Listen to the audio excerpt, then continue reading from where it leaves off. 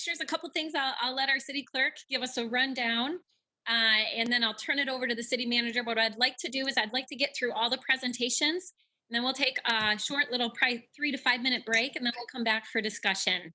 And I know we will, as we call this meeting to order, this budget meeting, if you're watching at home, we'll provide time at the end of the meeting for any public comments. So I'll turn to our city clerk to walk us through this virtual process, even though I feel like we're getting in the hang of it. And then we'll turn it over to the city manager to get started today with our presentations.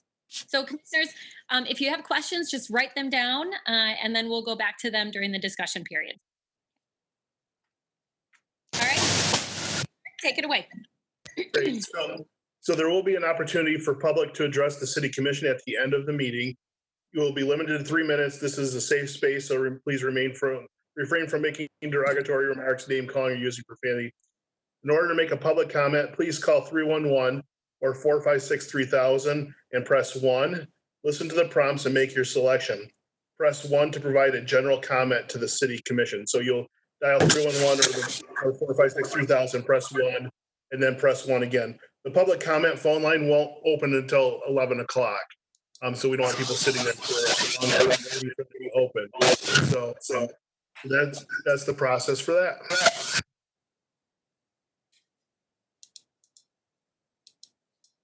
All right, thank you, city clerk. So city manager, I'll over to you, and I'm going to go ahead and hit mute to try to make sure that we don't have a lot of background noise. So take it away, city manager. Thank you, Mayor. And yeah, I am getting a little feedback, but that sounds a little bit better. Good morning, commissioners. Thank you for being on the call this morning. Hopefully you've all received a copy of the materials that we'll be going over this morning. Before I begin, I want to continue to express my appreciation to the staff that has been responsible for putting this, helping to put this budget together. I want to thank our CFO, Ms. Molly Claren, and also her staff members, Janessa Carter, Scott Saden, Keith Hybrower, Nicholas Salazar, Karen Mendez, Jana Wallace. I'd also like to thank Allison Sutter and Stacy Stout, as well as Joel Oliveira, and of course, Deputy City Manager DeLong and Deputy City Manager Matthews, whom you'll hear from today. There'll be other presenters that will be joining the staff today. We'll focus on 3 of our strategic priorities, and you'll hear from multiple staff throughout the morning. As the mayor said, we figure we have about an hour of briefing materials and then 2 hours to see whatever questions that the commission might have, questions or comments. So the majority of the morning will be hopefully focused on your feedback and engagement. As the mayor said, if you'll let us get through the materials, that will probably be best, because we could park on any one slide for an entire hour if we were just to pause for discussion. I do want to make a couple more comments before I begin. Number one, your questions from last week. We've gotten several good questions. Thank you for submitting those. The staff is working on them. Many of the questions that you've asked, we've attempted to embed the issues or address them in the presentation. However, there are some that are not. We will have a written summary of all questions and responses that we will send to the commission probably this afternoon. I talked to our CFO this morning, and they're about 85-90% through with addressing the questions. In the future, what we'll do to make sure that we're able to get them in a timely manner after the briefings, in order for us to be able to address them before the next week, we'll probably ask you to get those questions to us by Thursday at 10 a.m. Therefore, we don't have staff working through the weekend. And if you get them to us by Thursday, we'll make sure they're addressed by the following Tuesday. Again, we did our best to do so this morning. We've also had a couple of calls from the state and giving perspective. We've met with the treasurer's office yesterday. There was a call between MNL and state officials about their budget forecast. We'll get the official forecast from the state on the 15th. But what it sounds like from what we've heard, our initial projections, our re-projections of what we need to do are very much on target. And I'd also like to just say for context, as we go through this, we are preparing a budget that's unique for the city of Grand Rapids. We are well aware of what other cities are doing across the country and across the state, but we are doing this based on the facts and the financials of what we know for the city of Grand Rapids. And I just want to emphasize, at least from my perspective, common practices are not always the best practice. And imitation is not innovation. And so what I have asked the staff to do, and we're well aware, we're informed by it, but we are not led by what everyone else is doing. We are looking at the data and the numbers to make the best decision for our organization and our community. And we are well aware of maintaining the final integrity of the organization and preserving our past benefits from fiscal sustainability and added to the reserves. I'm aware of, since I've been here almost 2 years, we've added almost $10 million to the general operating fund reserves. And so we want to do what we can to maintain the essential services of the organization and not necessarily replicate what everyone else is doing or just have the race to the bottom. Who can cut the most? That is not the objective of this budget. So let's begin with the slides, please.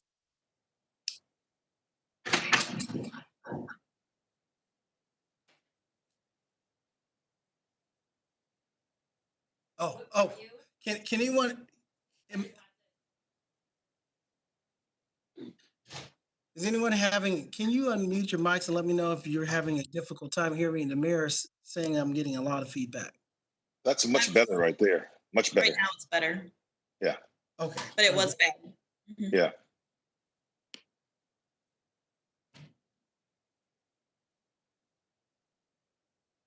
Okay. All right. Thank you. All right. Let's start the first slide, please. So you have the schedule for today. The schedule in front of you will come back again next week on the 12th. The only point I would like to make at this point is that, again, we'll get the formal update from the state on May 15th about their projections, and we'll be more informed by that, particularly when we come back for the deliberation on the 19th. Next slide. Earlier this week, or was it last week? It's all running together. I think it was last week. We had the town hall. The mayor and I fielded questions, and we began and closed the town hall around the various things that people have been using or saying to be encouraging to our community. And we did the word cloud in front of you, and we're going to try to brand that for our community. Instead of picking one, let's embrace it all and make sure that we continue throughout this pandemic, our identity as being Grand Rapids and together. Next slide.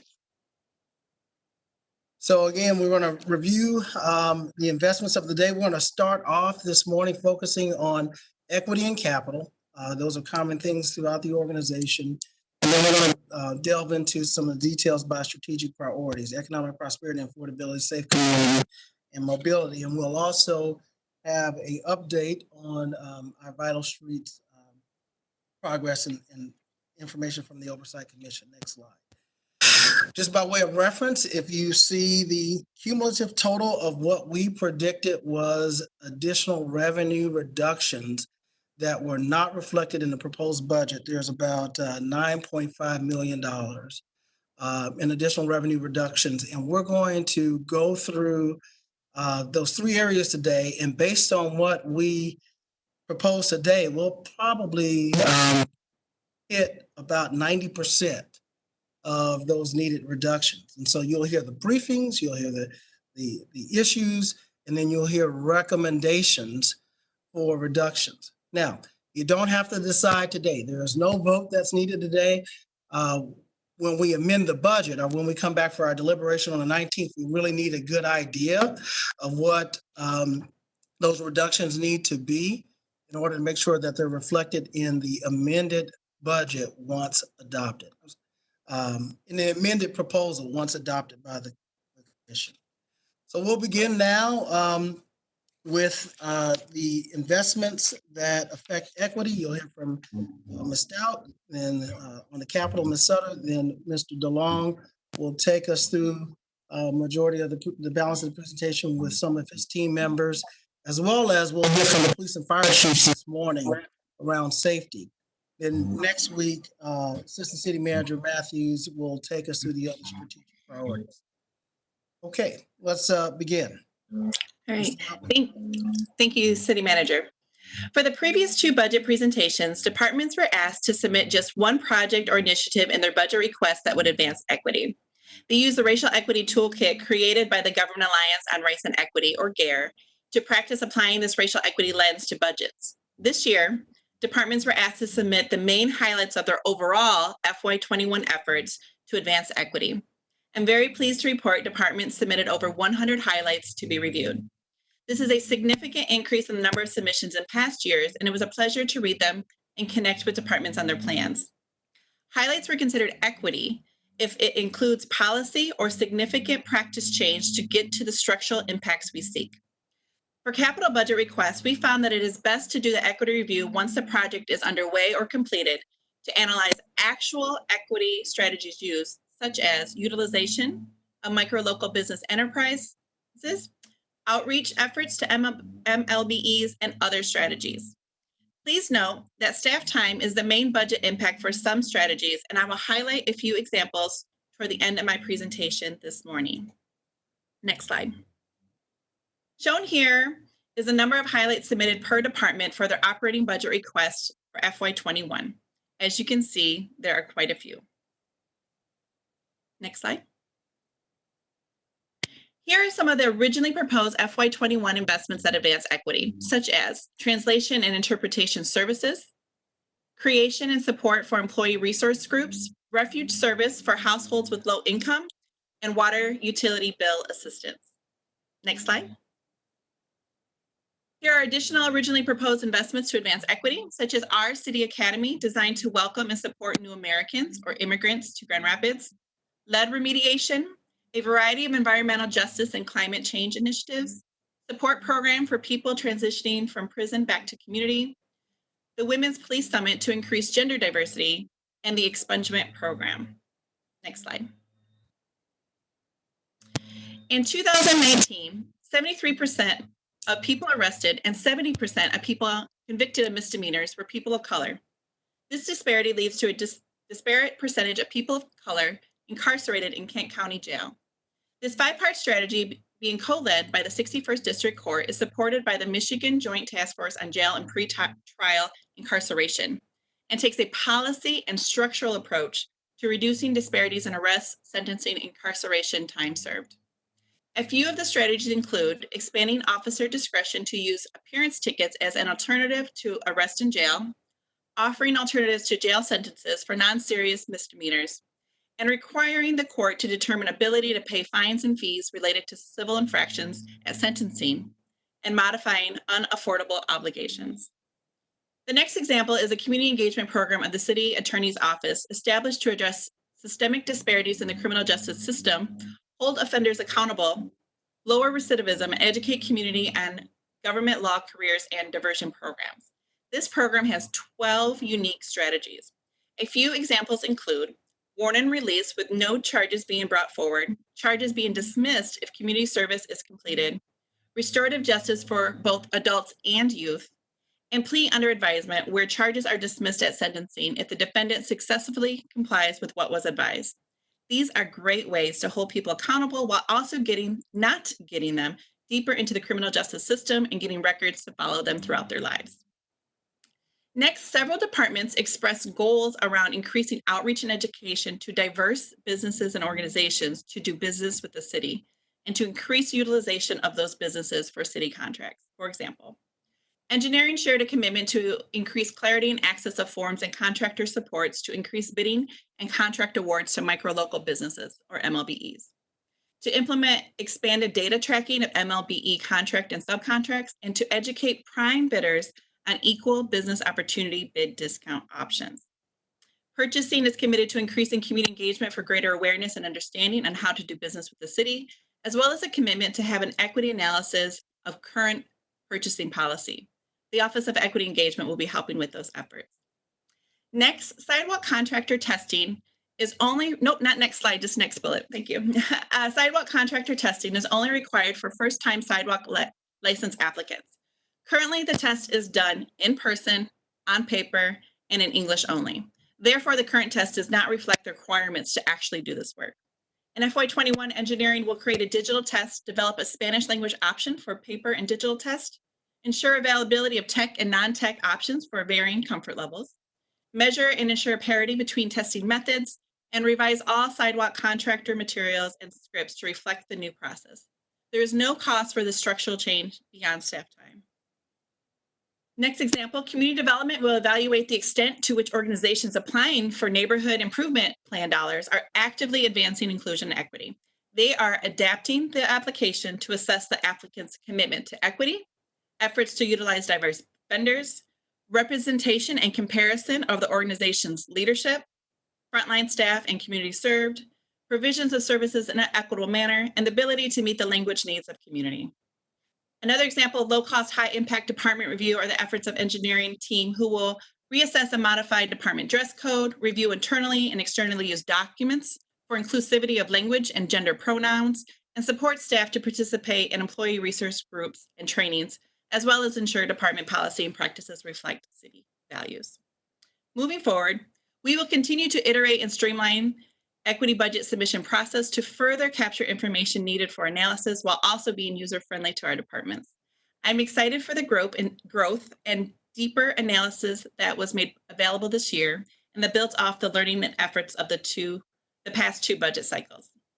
Next, I'd like to transition to Ms. Allison Sutter, Office of Sustainability and Performance Management, to review capital investments. Thank you.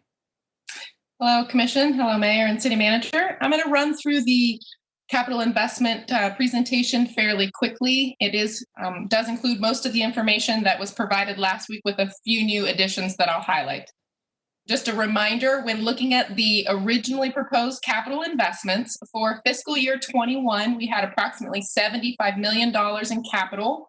That was across all different fund types. And in comparison to fiscal year 2020, which was $100 million, you can see the majority of investments that we have are in health and environment and mobility due to the different types of city work.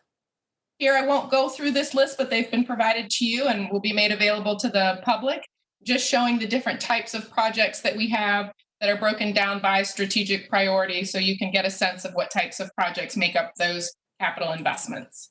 And here are remaining 4 strategic priorities with breakdowns in those areas as well. So just a reminder with respect to how we classify capital investments as either location specific or citywide. This is important because only those projects that are classified as location specific are included in our balance and distribution analysis or in our neighborhoods of focus analysis. So citywide are projects that serve the entire community, such as improvements to our facilities or water utilities, and location-specific projects are those that serve and benefit a specific location or a neighborhood. In fiscal year 21, 62% of all of the capital projects are location-specific for about $46.5 million. I know last week there were some questions around balance and distribution in neighborhoods of focus. So here, just explaining that balance and distribution is looking at equal investment across the 3 wards, being mindful that can fluctuate on a year-to-year basis, but the goal being over the long term to have relative equality over the 3 wards. Neighborhoods of focus, Ms. Stout previously presented, and this is really her key area of work that she's done, but 17 census tracts in the near west and south side of Grand Rapids are the neighborhoods of focus, and this is where residents, due to systemic and historical inequities, have experienced the most disparate outcomes across all different indicators of quality of life. And our focus through capital has really been to look at eliminating inequities by intentionally investing in the neighborhoods of a focus to help advance justice, and equitable outcomes. So here's a map to hopefully help better depict this. The wards are represented in color with Ward 1 blue, Ward 2 red, and Ward 3 in yellow. The neighborhoods of focus are outlined in purple. They are 17 census tracts. 9.5 of those tracts fall in the first ward. 7.5 of those tracts fall in the third ward. And we do have a list of the zip codes that align to what's falling in the neighborhoods of focus, and we'll be sure to get that to you as well.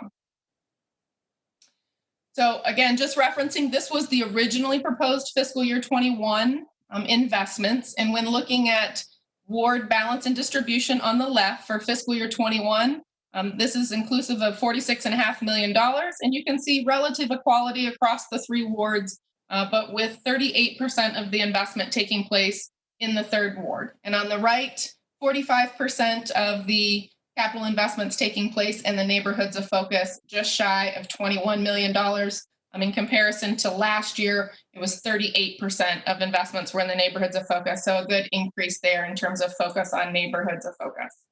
I won't spend time here. This is in your packet, but it's a similar analysis looking across the 5 years that are included in the fiscal plan. Again, relative equality across the three wards and nice investment in the neighborhoods of focus. And so now I just want to take a moment to focus on the Capital Improvement Fund. This fund includes $8.5 million for fiscal year 21. The city manager has additional flexibility in terms of investments being made through the Capital Improvement Fund.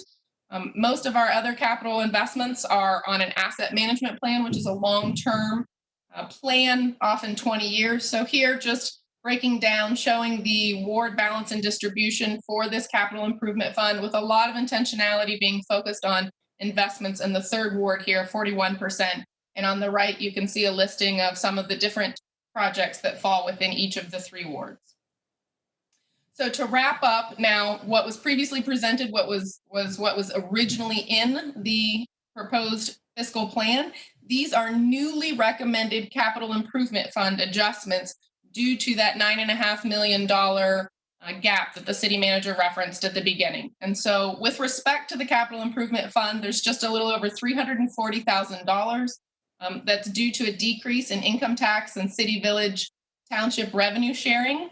And so the solution to help close this gap is to defer the purchase of a heavy rescue vehicle to fiscal year 2022 for the fire, and that would come at $125,000 savings. Both the Grand River Walkway and the Wealthy Takeout have been proposed to reduce funding by $25,000 respectively for each. And then the remainder of the amount, just a little over $115,000, would be reallocated to lapse from other projects. So with that, I would now like to turn it over to Mr. DeLong.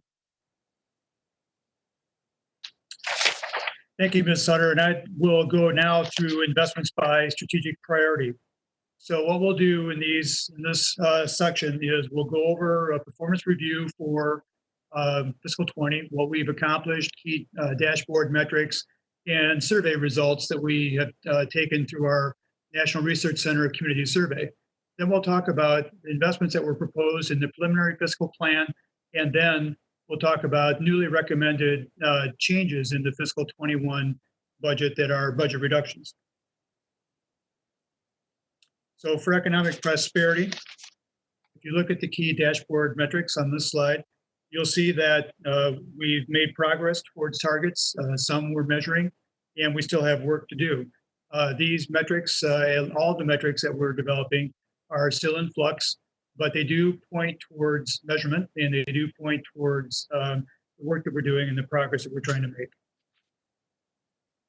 So for the National Community Survey, the highlights for economic prosperity and affordability were that 83% believe that the respondents believe that creating pathways for financial growth for residents and employees was very important. Also, 78% believe that Grand Rapids was an excellent or good place to work. And 3 out of 4 respondents believe that the vibrancy of the downtown area, new development, and shopping opportunities were excellent or good.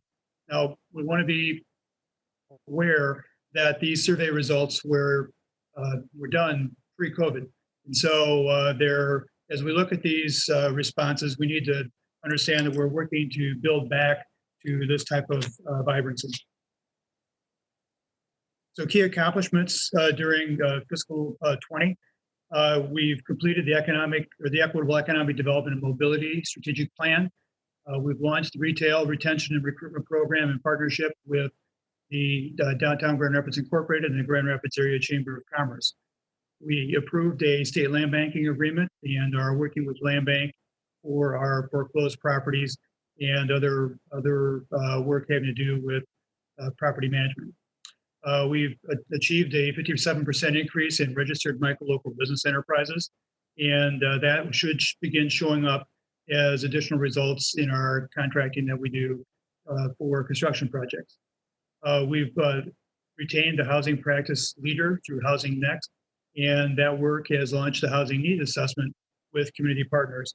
And we've continued the process of permitting for the Grand River restoration and have adopted some very innovative agreements with Grand Rapids Whitewater and also with the Great Lake Fisheries Commission and U.S. Fish and Wildlife Service. So on April 28th, the city manager introduced the idea of investments for economic resiliency and recovery. And during that presentation, he mentioned that we had accumulated so far a total of $3.75 million in economic stimulus that could be used for this purpose. Out of that, above that amount, about $3.3 million was from sources having to do with CDBG, CV, with Community Development Block Grant, coronavirus money from the CARES Act, or also Emergency Solution Grant money from the same CARES Act.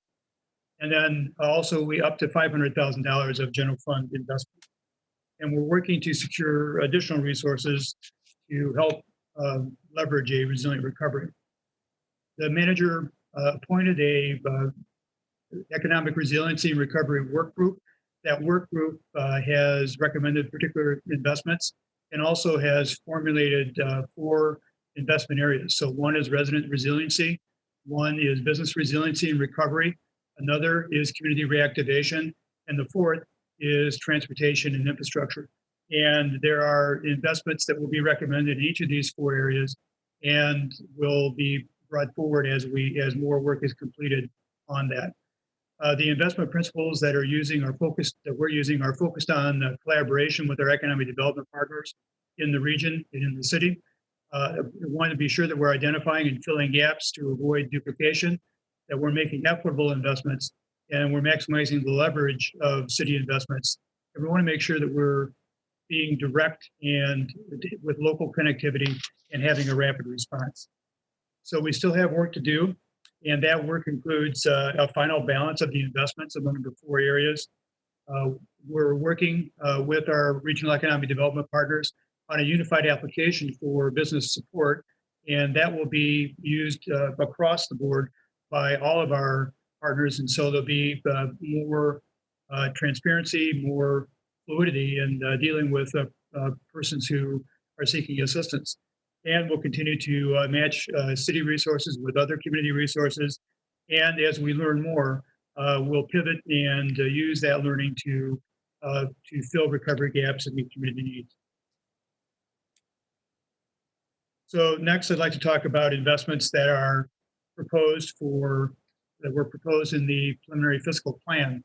So in driving business retention and economic growth, we'll continue to work with the corridor improvement authorities to have them do programmatic support within their authority areas. That could include the corridor managers.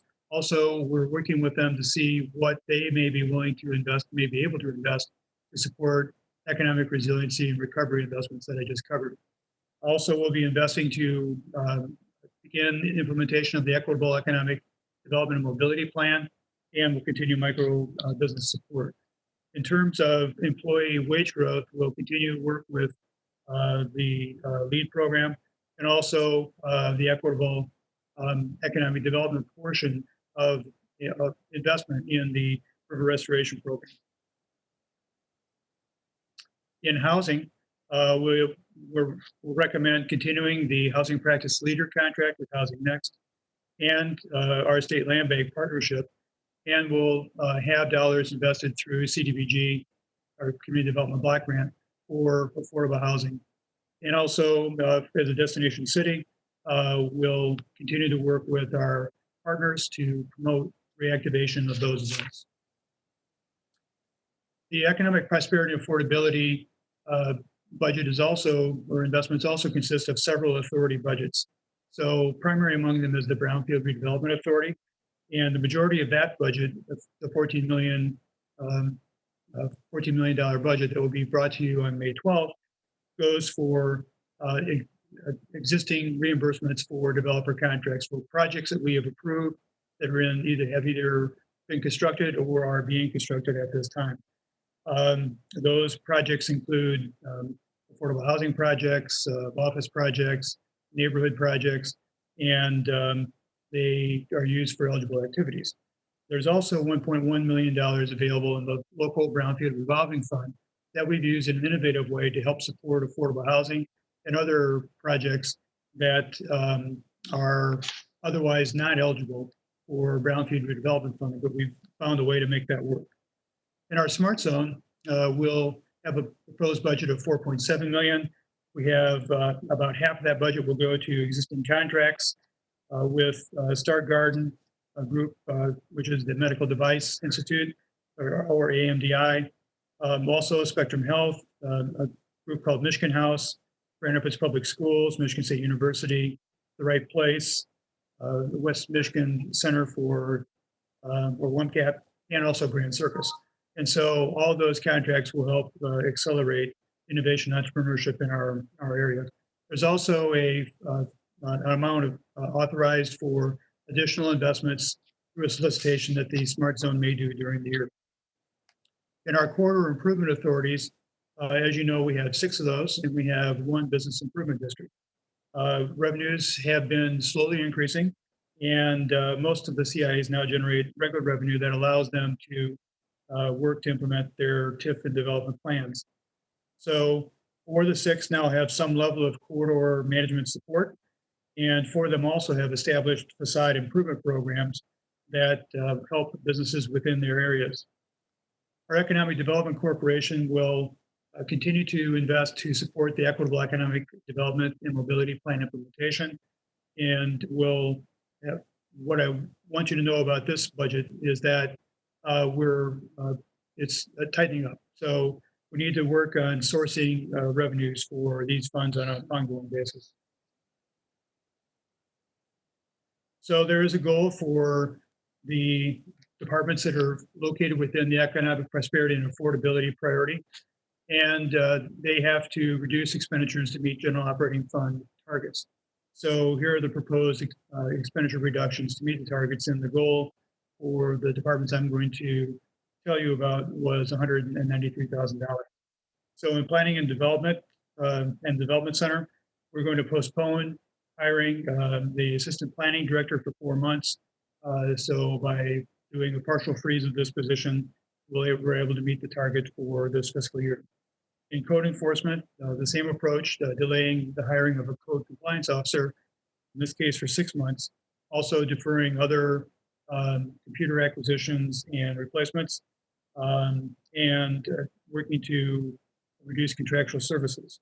In special events, there's reduced demand for special events, and we're able to push some expenditures out. So a $10,000 reduction there.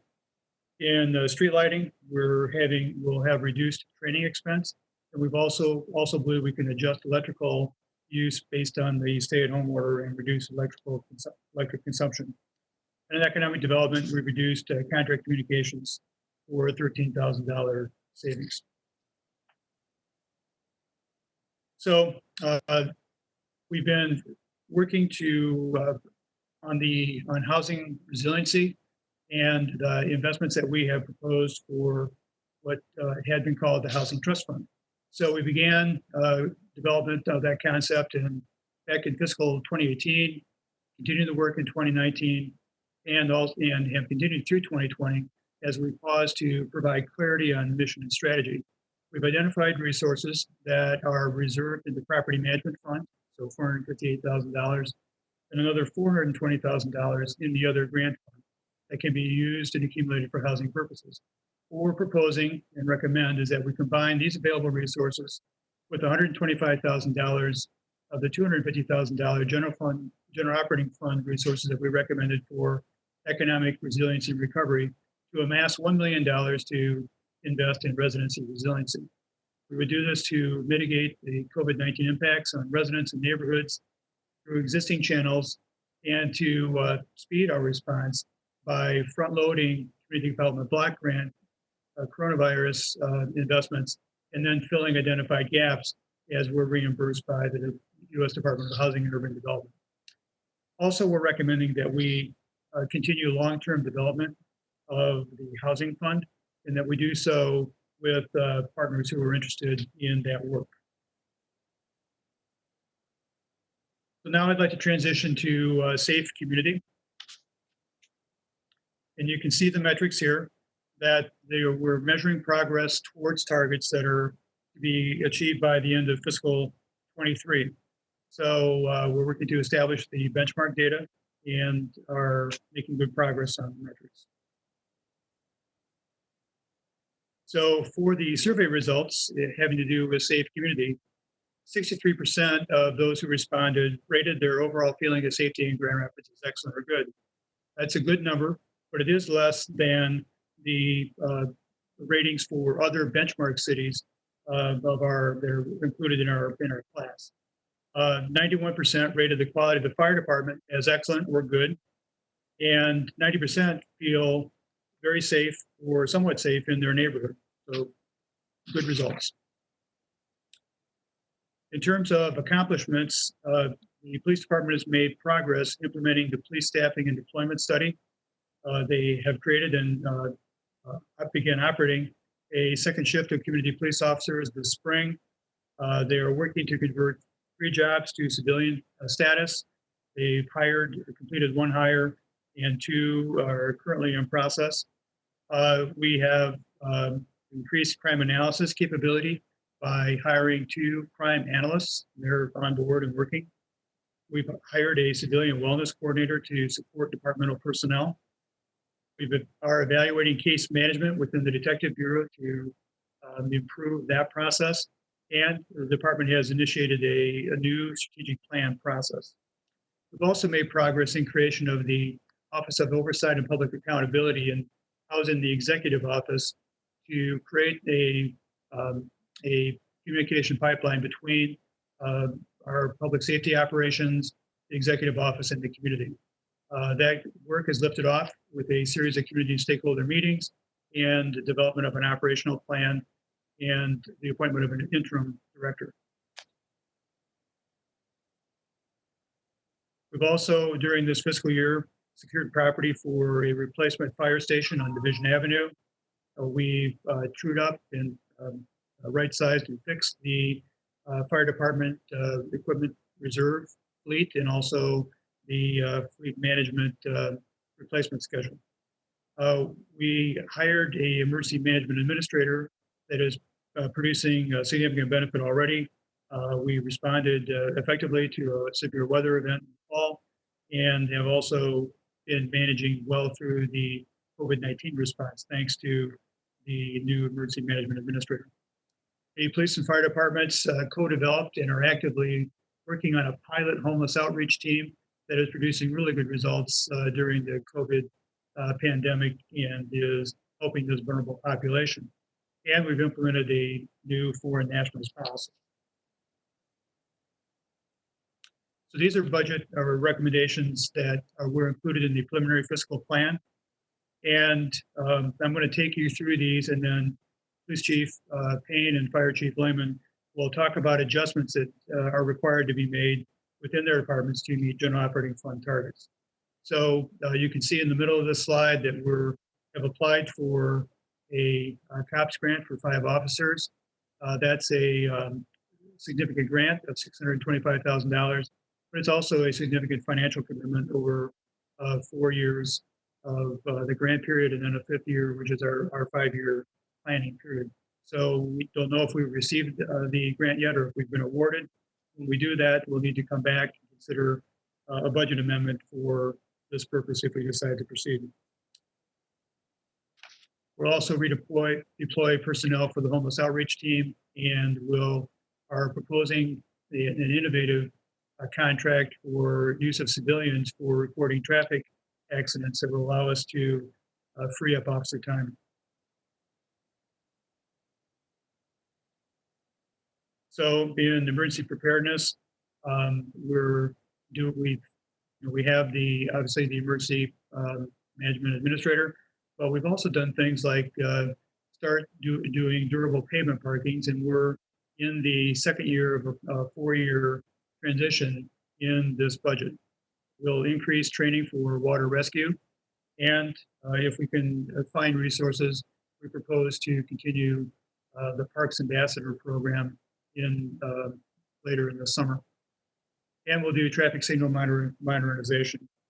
In emergency response, we're working with the court to support the services they provide, and we'll talk about the support we need to provide to them a little bit later in this presentation.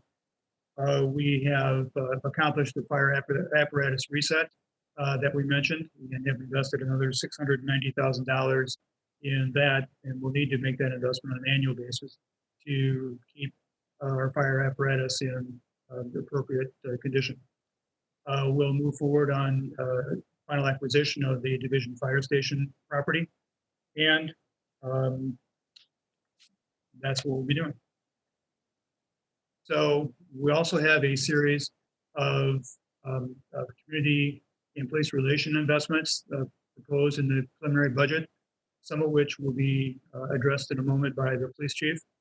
But these are community-focused investments that have included continuing the recruit class. Those would be the persons that are not certified, that we put through the academy and where they become certified and then join our force.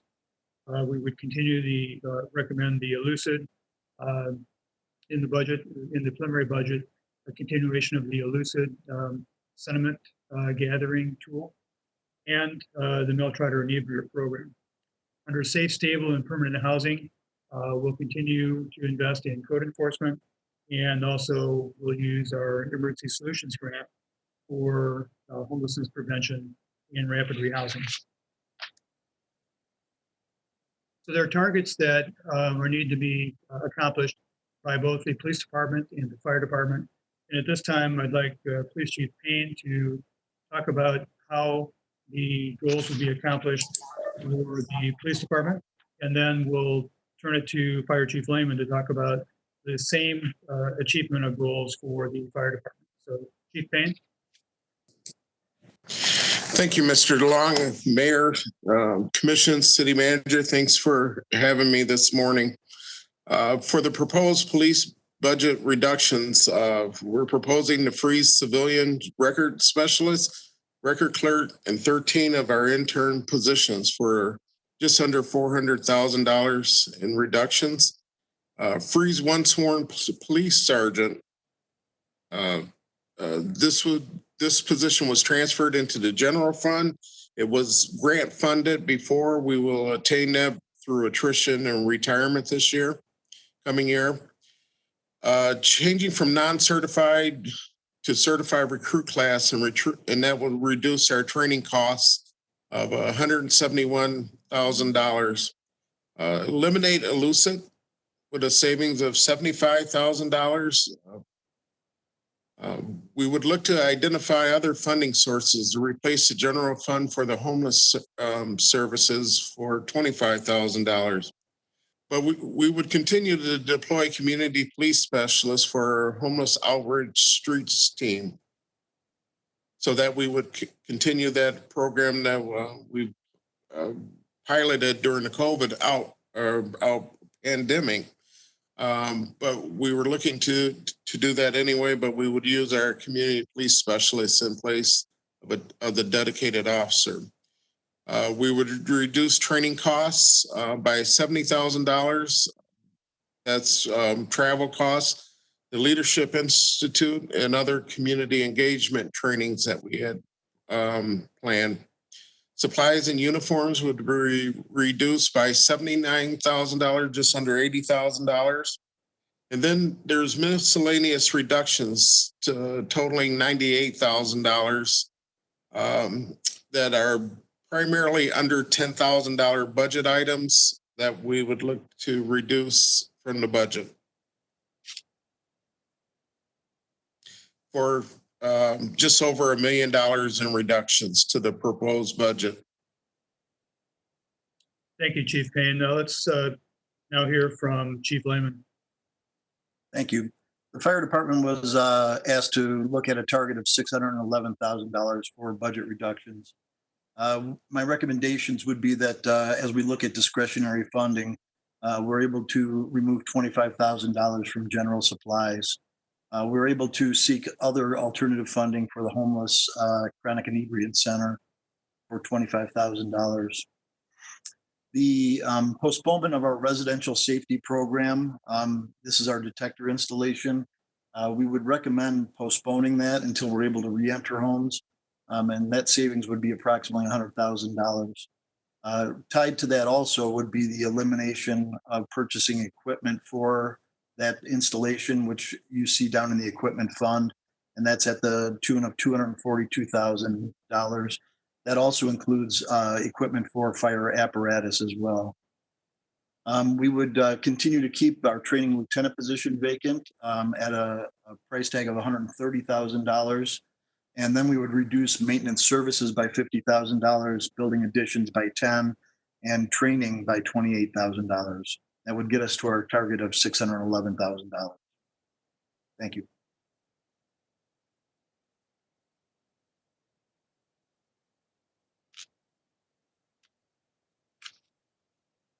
Thank you, Chief Payne and Chief Lehman.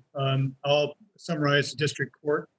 So the district court has adjusted their budget to reduce the operating transfer from the general fund by $250,000. And we continue to work with the court to develop long-term and kind of a creative approach to reducing their budget. We're working on that, and we'll have more details as they are developed. And at this time, I'd like to ask Interim Director of the Office of Oversight and Public Accountability, Brandon Dillon, to provide a little background information. Well, good morning, and thank you for the opportunity. As we work through our new fiscal status, it's imperative that our commitment to transparency and accountability in the area of public safety continues to be prioritized. To that end, it's important that we ensure that any reductions to the public safety budgets allow for us to continue to do what we said we would do in our strategic plan. And that's elevate resident voice in all city operations, but specifically in public safety operations, that we're able to continue to embed equity in all public safety operations, and that we ensure that reductions don't negatively impact the success that we've been making as relates to diversifying our public safety departments. The Office of Oversight and Public Accountability will continue to seek innovative ways to do exactly what our commitment is. That's to make sure that all people feel safe and are safe at all times in our community. Thank you.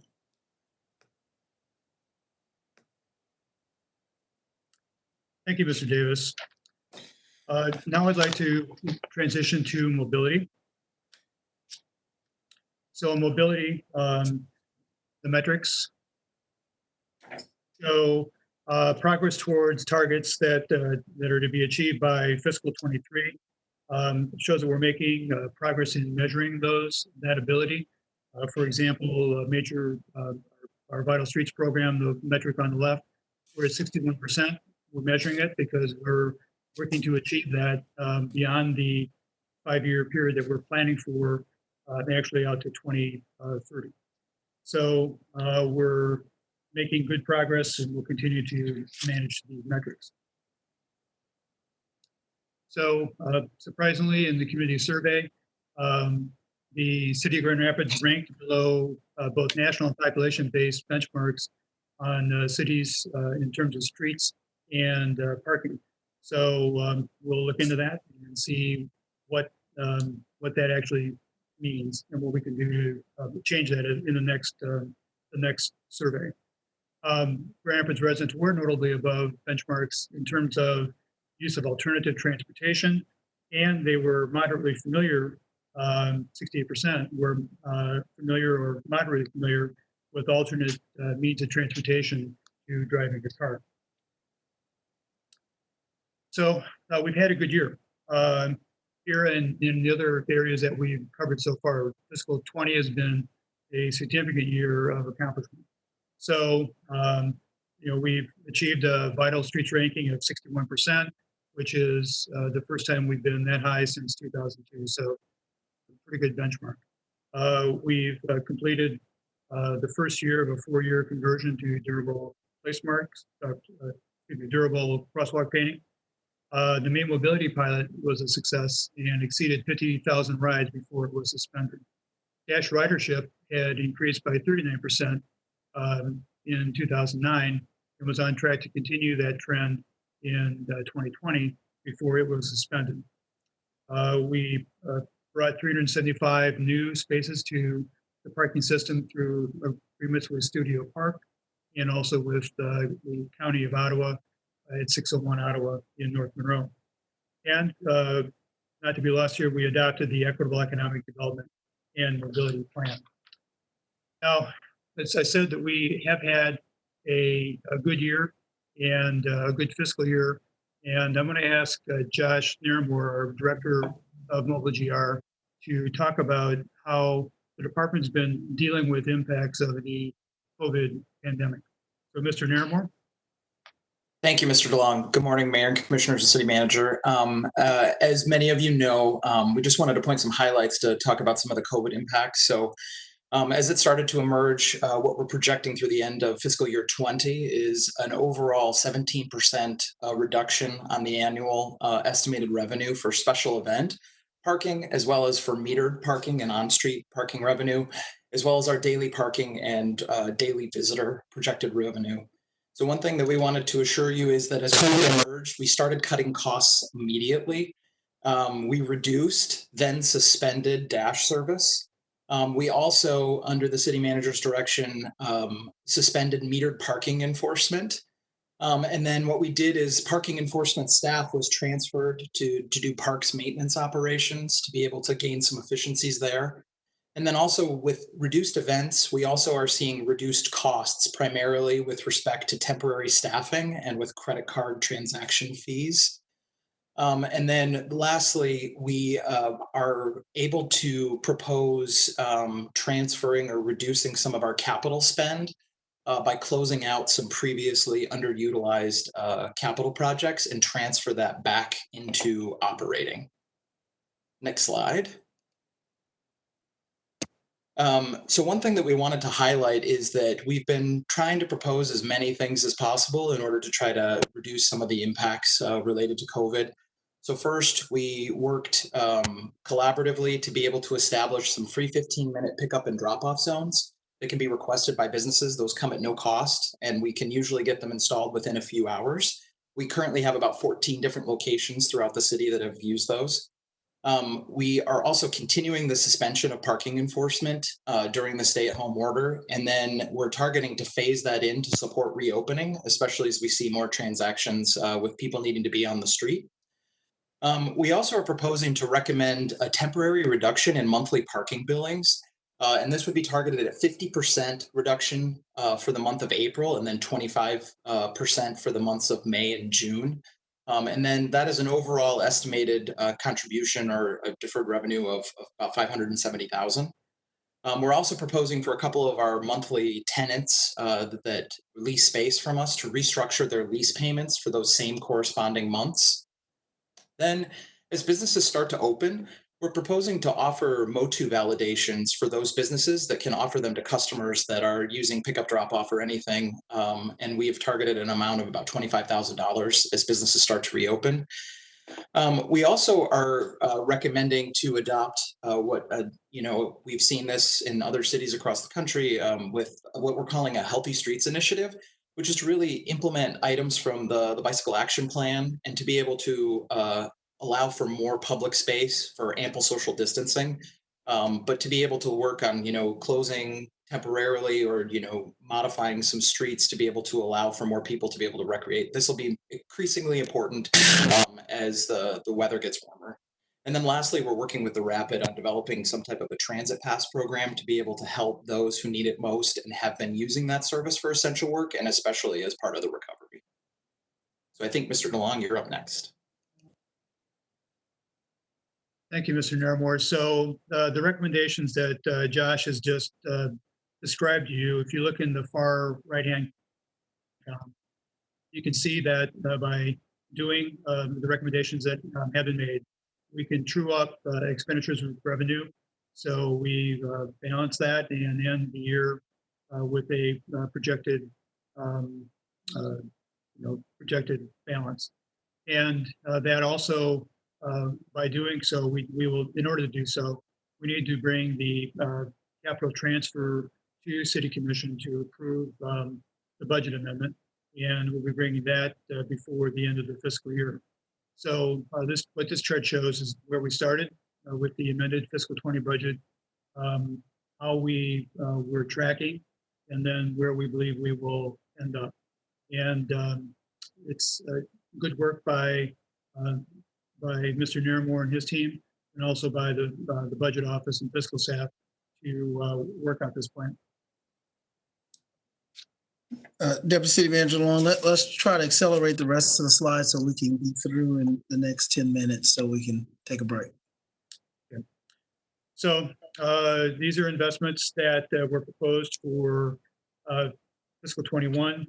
And what I'd like to do, you can see them on your screen. I'd like to turn to the next slide, which Mr. Naramore will use to discuss changes that we need to make to address a $3.2 million shortfall in parking revenue in the fiscal 21 budget. Yes, thank you. So just really quickly, we had, as I mentioned, with just the impacts to fiscal year 20, we're also estimating some impacts carrying into fiscal year 21, which is about a $3.2 million shortfall. One thing is we already had accounted, seeing some of those COVID trends, we had already accounted for about a 40% reduction in our capital requests and other operating costs in the current budget book that you have for fiscal year 21, which is about $1.4 million. So we had to solve for an additional $1.8 million. And this is achieved through these varying mechanisms. One is to adopt a more formal policy on appropriation lapse consistent with the general operating fund of 3%.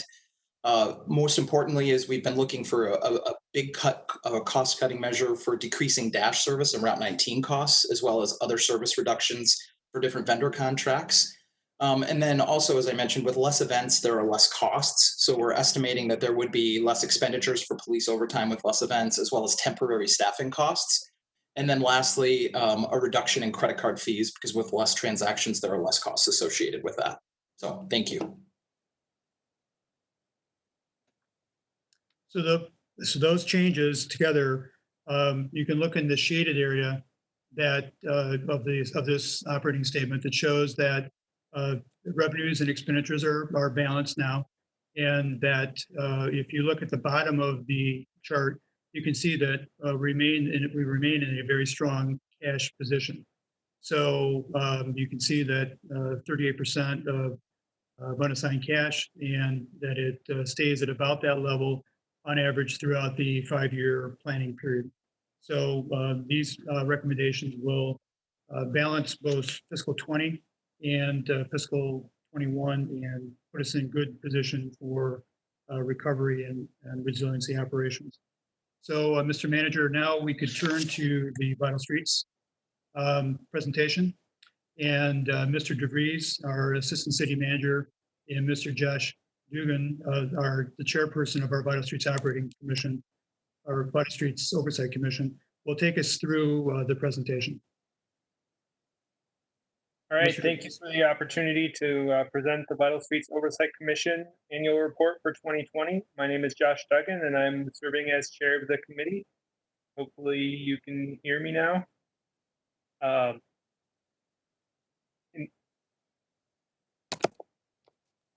Hello? In the 5 years that since Grand Rapids voters passed the Vital Streets income tax extension, we've completely reversed course on the condition of our roads. In the big picture, as Eric mentioned, we have returned our streets to over 60% fair to good, with over a quarter of the streets in good condition as measured by the GVSU or Grand Valley Metro Council PASER automated pavement rating system. So they measure the streets for us, and I would like to commend our city staff and partners for their hard work. We continue to move forward, developing the metrics that will provide data and feedback on our success beyond just pavement condition. And in the last 5 years, as we've been doing this work, it will serve us as we head into some upcoming less predictable times due to the impact of COVID-19. And we want to highlight a need to invest in places that are scaled for people and are flexible enough to accommodate all modes of transportation. We'll continue to make investments following the vision for Vital Streets and that guide this commission's work, and that will work to implement the City of Grand Rapids strategic plan. You can see highlighted here, there will be 104 projects planned for fiscal year 2021 and approximately 40 more miles of streets using approximately $16.9 million in Vital Streets dollars. And our goal is to be 70% good and fair by July of 2030. And with that, I'll hand off to Rick DeVries.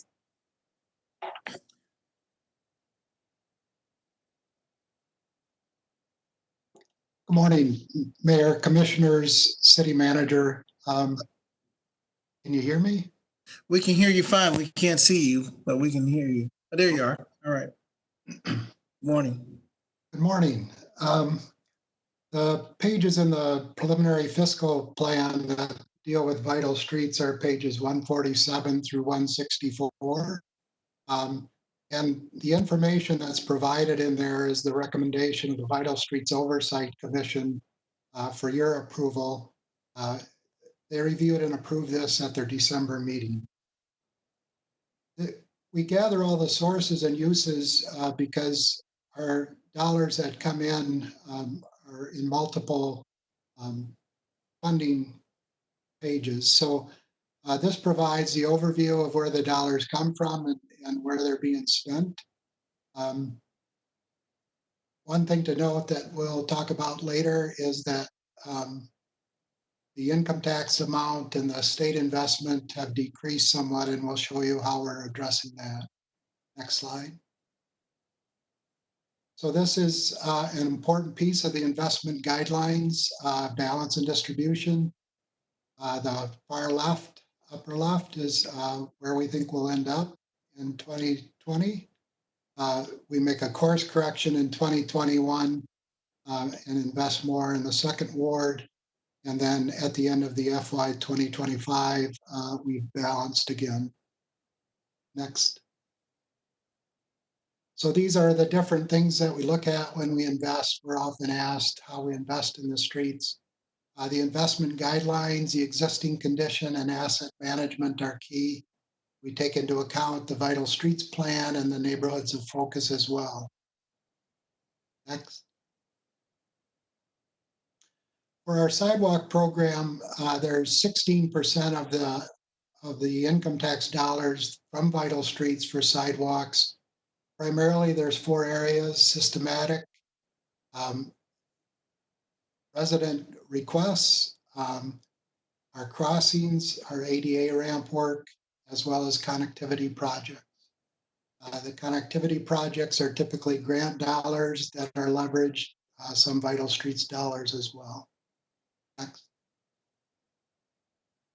So we've had a busy year with engagement, 24 public meetings, 26,000 mailers. There's over 1,000 people that are subscribed to our email update list. With the current environment, we're obviously needing to change that, and this will be an opportunity in this year to see what works and what might not work so well, and use that information and in that process to improve. Next. Now we'll highlight a few projects. Next, please. So this is Warden Street. It was a full reconstruction, water main replacement, sewer separation, a lead water service replacement. And we were able to work through the community engagement meetings and one-on-one with residents to move fences back to the right-of-way line and add more parkway and sidewalk space as well. Next. Lake Michigan Drive, we took the opportunity of a reconstruction and water main replacement to narrow the street from roughly 50 feet to 24 feet to reduce traffic and reduce the amount of pavement out there. It also helped provide narrower walkways for pedestrians crossing. We also did do a mini roundabout at Valley Avenue. Next, please. Broadway Avenue was a federal grant for resurfacing a street that we've gotten a lot of complaints on in the past. We're able to completely resurface it and do some improvements near 2nd through 4th Street. Next, please. Green infrastructure is one of our guiding principles in the investment guidelines. Here are some opportunities that we had last year. We'll remove 1.4 million gallons, and that will be infiltrated each year from the projects that we did. Next, please. Josh? All right, I'm going to step back in and highlight a couple of the bicycle facility changes that we accomplished in 2019. The focus of the bicycle action plan has been on looking at opportunities to continue to create separated space so that the more common cyclists feel more comfortable. We added new buffered bike lanes on Michigan Street from Leffingwell to the East Beltline. It currently doesn't connect to much right now, but the idea is that in the future, it will provide connectivity out to the east. And next slide. And here's a list of some of the 2020 improvements that are scheduled to come online. Some of the highlights would be the Alder Street is going to have new separated bikeways from Kalamazoo to Madison. And then Tremont Boulevard is going to have a connection through a residential area that'll provide a connection out to the outer west side. So next slide. And I think that this map just summarizes the fiscal year 2021 project locations, so you can kind of have a visual tool. And with that, I will conclude the Vital Streets portion. Thank you, Mr. Duggan and Mr. Reese for that report. And we'll move on to talk about the investment adjustments in Vital Streets. So we need to address a $670,000 decrease in Act 51 gas payments from the state of Michigan, and also about $170,000 reduction in income tax. We were able to do that through project closeouts using the infrastructure investment project account. And so we will be able to maintain the projects that Mr. DeVries and Mr. Duggan just recommended. Local streets, we need to accomplish a reduction of 1.77 million, again to address Act 51 gas and weight tax payments from the state. We'll do that by maintaining base operations, but deferring equipment purchases to future fiscal years, reducing the supply budget, reduce contractual services, deferring non-essential maintenance, which includes deferring non-essential signal work, and we'll do somewhat less temporary paving. And this will allow us to meet that target. We'll move on to the next slide. So you'll remember this slide from the beginning of the presentation that the city manager highlighted. And overall today, in the work that we've done, we've solved over $8 million of the $9.4 million target in the budgets we reviewed today. The balance of the work, this work, we will discuss on May 12th. So we've met more than 50% of the general fund target, about 1.86 million of that work. We've met the capital reserve fund target, met the Vital Streets Fund and sidewalk repair fund target. We've met the major and local street funds target, and also met the parking operations fund target. So we're in good shape at the end of this review. And that is now the time for returning to the city manager. All right, thank you, Mr. DeLong and staff for that outstanding presentation. And so, commissioners, I just want to highlight a couple of things. That $8 million in reductions that we propose, that's in addition to the reduction from fiscal year 21. You can take the slides down, please. That's in addition to the reduction that we had in the proposed budget of about $13 million lower. So we're right about now, about 21. We need a couple of $1 million or more. We'll solve for some of that next week. We viewed our job as bringing responsible fiscal recommendations that's sustainable within the organization. It doesn't allow us to overreact. The easy way out, not taking a lot of management strategy, would be to say, let's just furlough, let's just lay off, and let's do those things across the board. We do everything by seniority without impact to the organization or our goals. That is not the way that we approach. We still have those tools. And if by chance our projections are different than the economic realities, we will go back to the table, look at those tools. But what we don't want to do is to, it's been a little bit over a month. We don't want to overreact because our operational needs and revenue condition, cash flows are different from every other business, and every business has to do what's unique to themselves. So I think we did this budget, both proposal as well as these recommended amendments with precision and with deliberation and intentionality. So Mayor, I'll turn it over to you, and perhaps we can take a brief break and then come back and see what questions the commissions might have.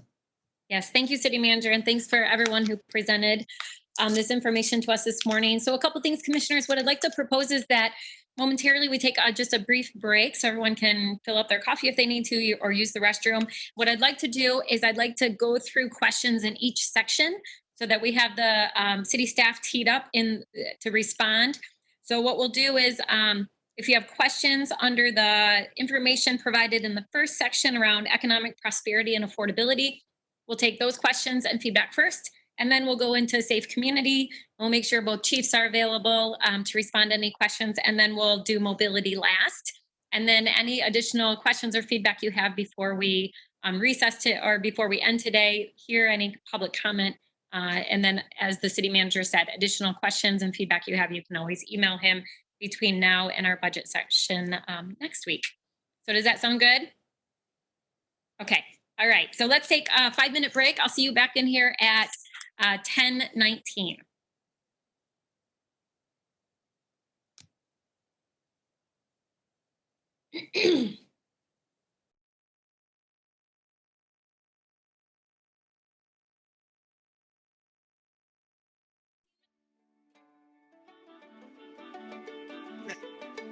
Oh.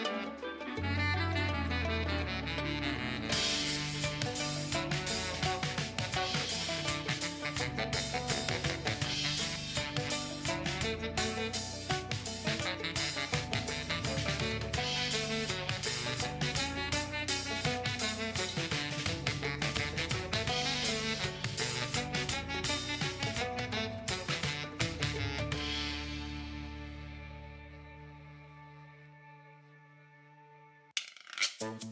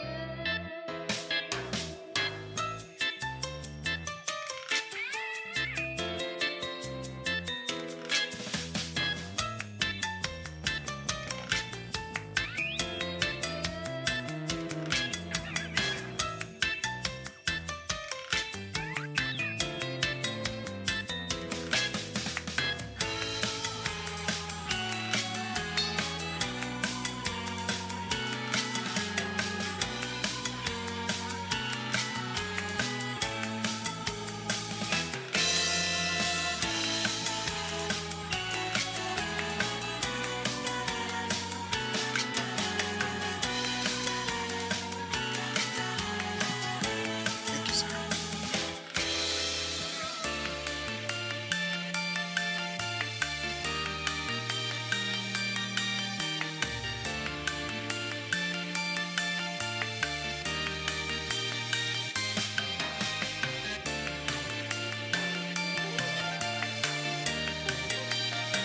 Ms. Claren, are you on the call, video conference call?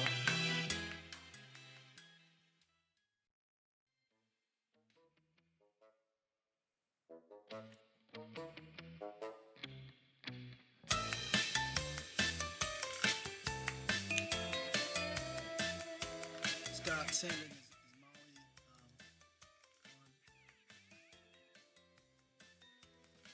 Sorry, I didn't know she was on this morning. She must still be in a pause.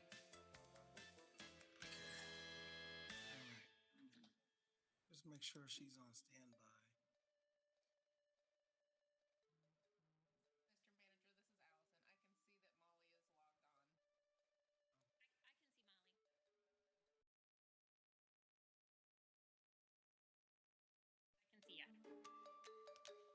Can you hear me now?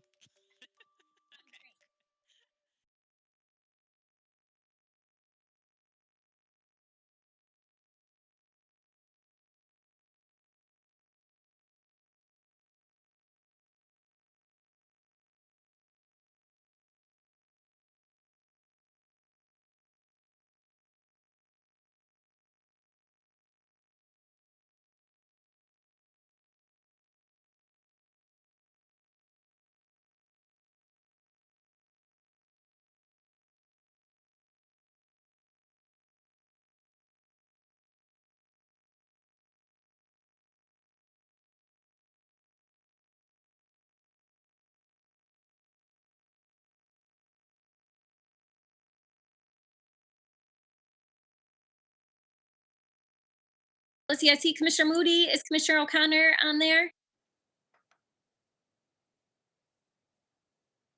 There he is. I'm here. All right, Commissioner Moody, you with us?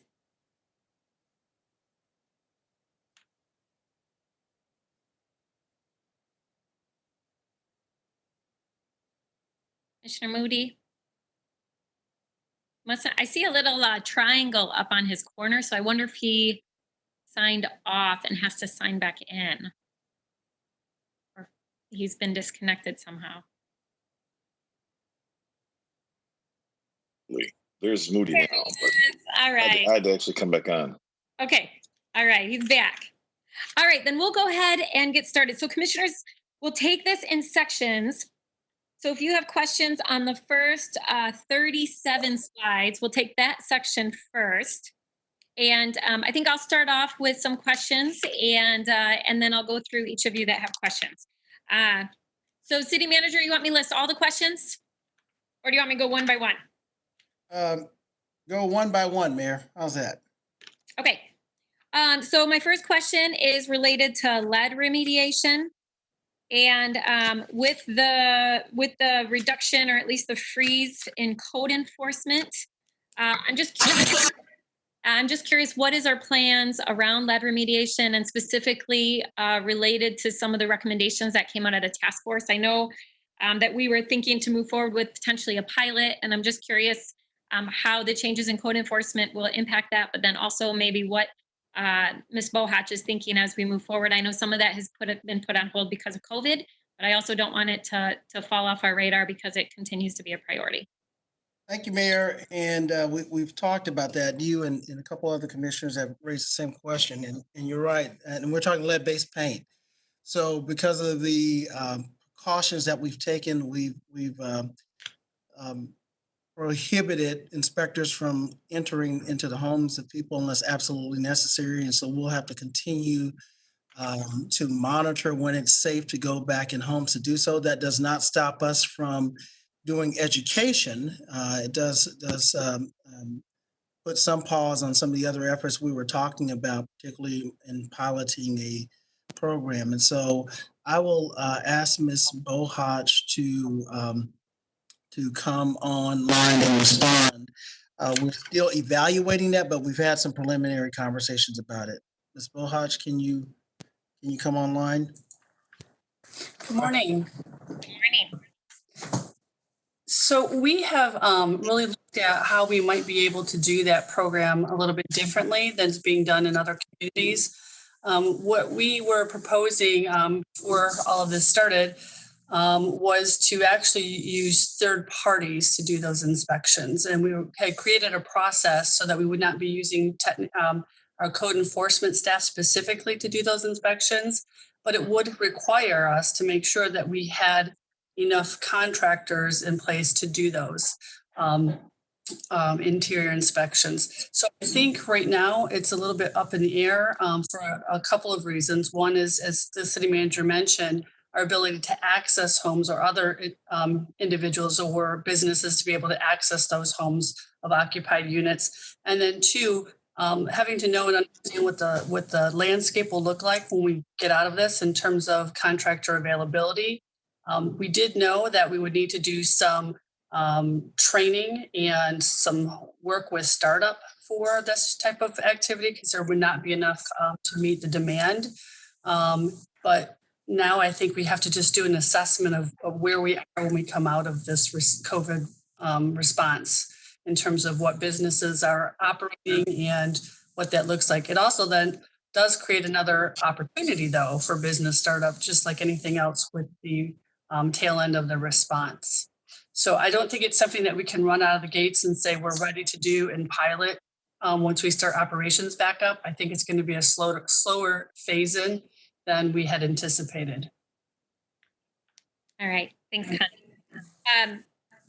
How about I ask two more, and then I'll go through colleagues, because I probably have too many questions. But my next question, can we get, and maybe this is best for Eric DeLong, I'm curious if whether we can get it now or down the road, can we get an update on what our plans are in our partnership with the State Land Bank? I feel like we haven't received an update on that and where those properties are and what our plans are. And then I know we were hoping to get some legislation passed to allow cities of our size to create our own land bank. And I know obviously priorities have shifted in Lansing a bit because of COVID, but I'm curious about those two issues. And I'd like the full city commission to make sure that we're aware of updates related to the partnership with the State Land Bank and how that's going. Thank you, Mayor. We just had a meeting with the State Land Bank this week, Mr. Klooster and I, and we're working on that relationship. We talked about the frequency of maintaining properties this year, also the process for tax foreclosed properties and other properties that we have in place. So we can provide a more complete update, perhaps in a memo. that shows where we are with that work. But the land bank, the state land bank itself, is happy to work with us. They're proving to be good partners. I will say though that they are quite they've been hit very hard by the COVID pandemic. Their funding is not what it had been, and their ability to assist has been diminished in terms of doing some of the acquisition of properties perhaps that we would have liked and those kind of things. So we're until they get into the next budget year and know how stable they are, we'll be able to do the things that we need to do in terms of maintaining properties and doing tax foreclosure. But the more aggressive property, the more aggressive property acquisition transition stuff may have to wait until their financial picture stabilizes a little bit. But Mr. Long, can you confirm, included in our proposed budget is increased funding for our partnership with the State Land Bank? Yes, thank you. We do have funding for our share of the maintenance expense and also money to acquire and then reacquire tax foreclosed properties. So it's fully functional within this budget, and we'll have all the land bank services we need to continue moving forward. Okay, thanks. I'm concerned that as we move out of COVID, that's going to be a really important tool that we need to have access to. So, and the legislation, we can get an update from Ms. Eric to see where that may be at this time. So, but we've, as you have stated very appropriately, people have been focused on the COVID pandemic, and other legislation is not necessarily moving through Lansing at this time. and then my final question before I turn to, well, I shouldn't say my final question. My third question before I turn to my colleagues, city manager, maybe we can get this next week. I'd like some more detail on the Parks Millage. And so it's on slide 14 where it talks about Parks Millage, MLK Park Lodge, and Third Ward Park acquisition. So maybe we can get an update as well as get an update from the Parks Advisory Board. I know we're supposed to hear from them annually on their thoughts related to the Parks Millage. So maybe we can add that to our agenda next week or the week after. We'll certainly make sure that we brief in detail on the parks acquisition plan and other park operations under our health and environment priority when we brief next week.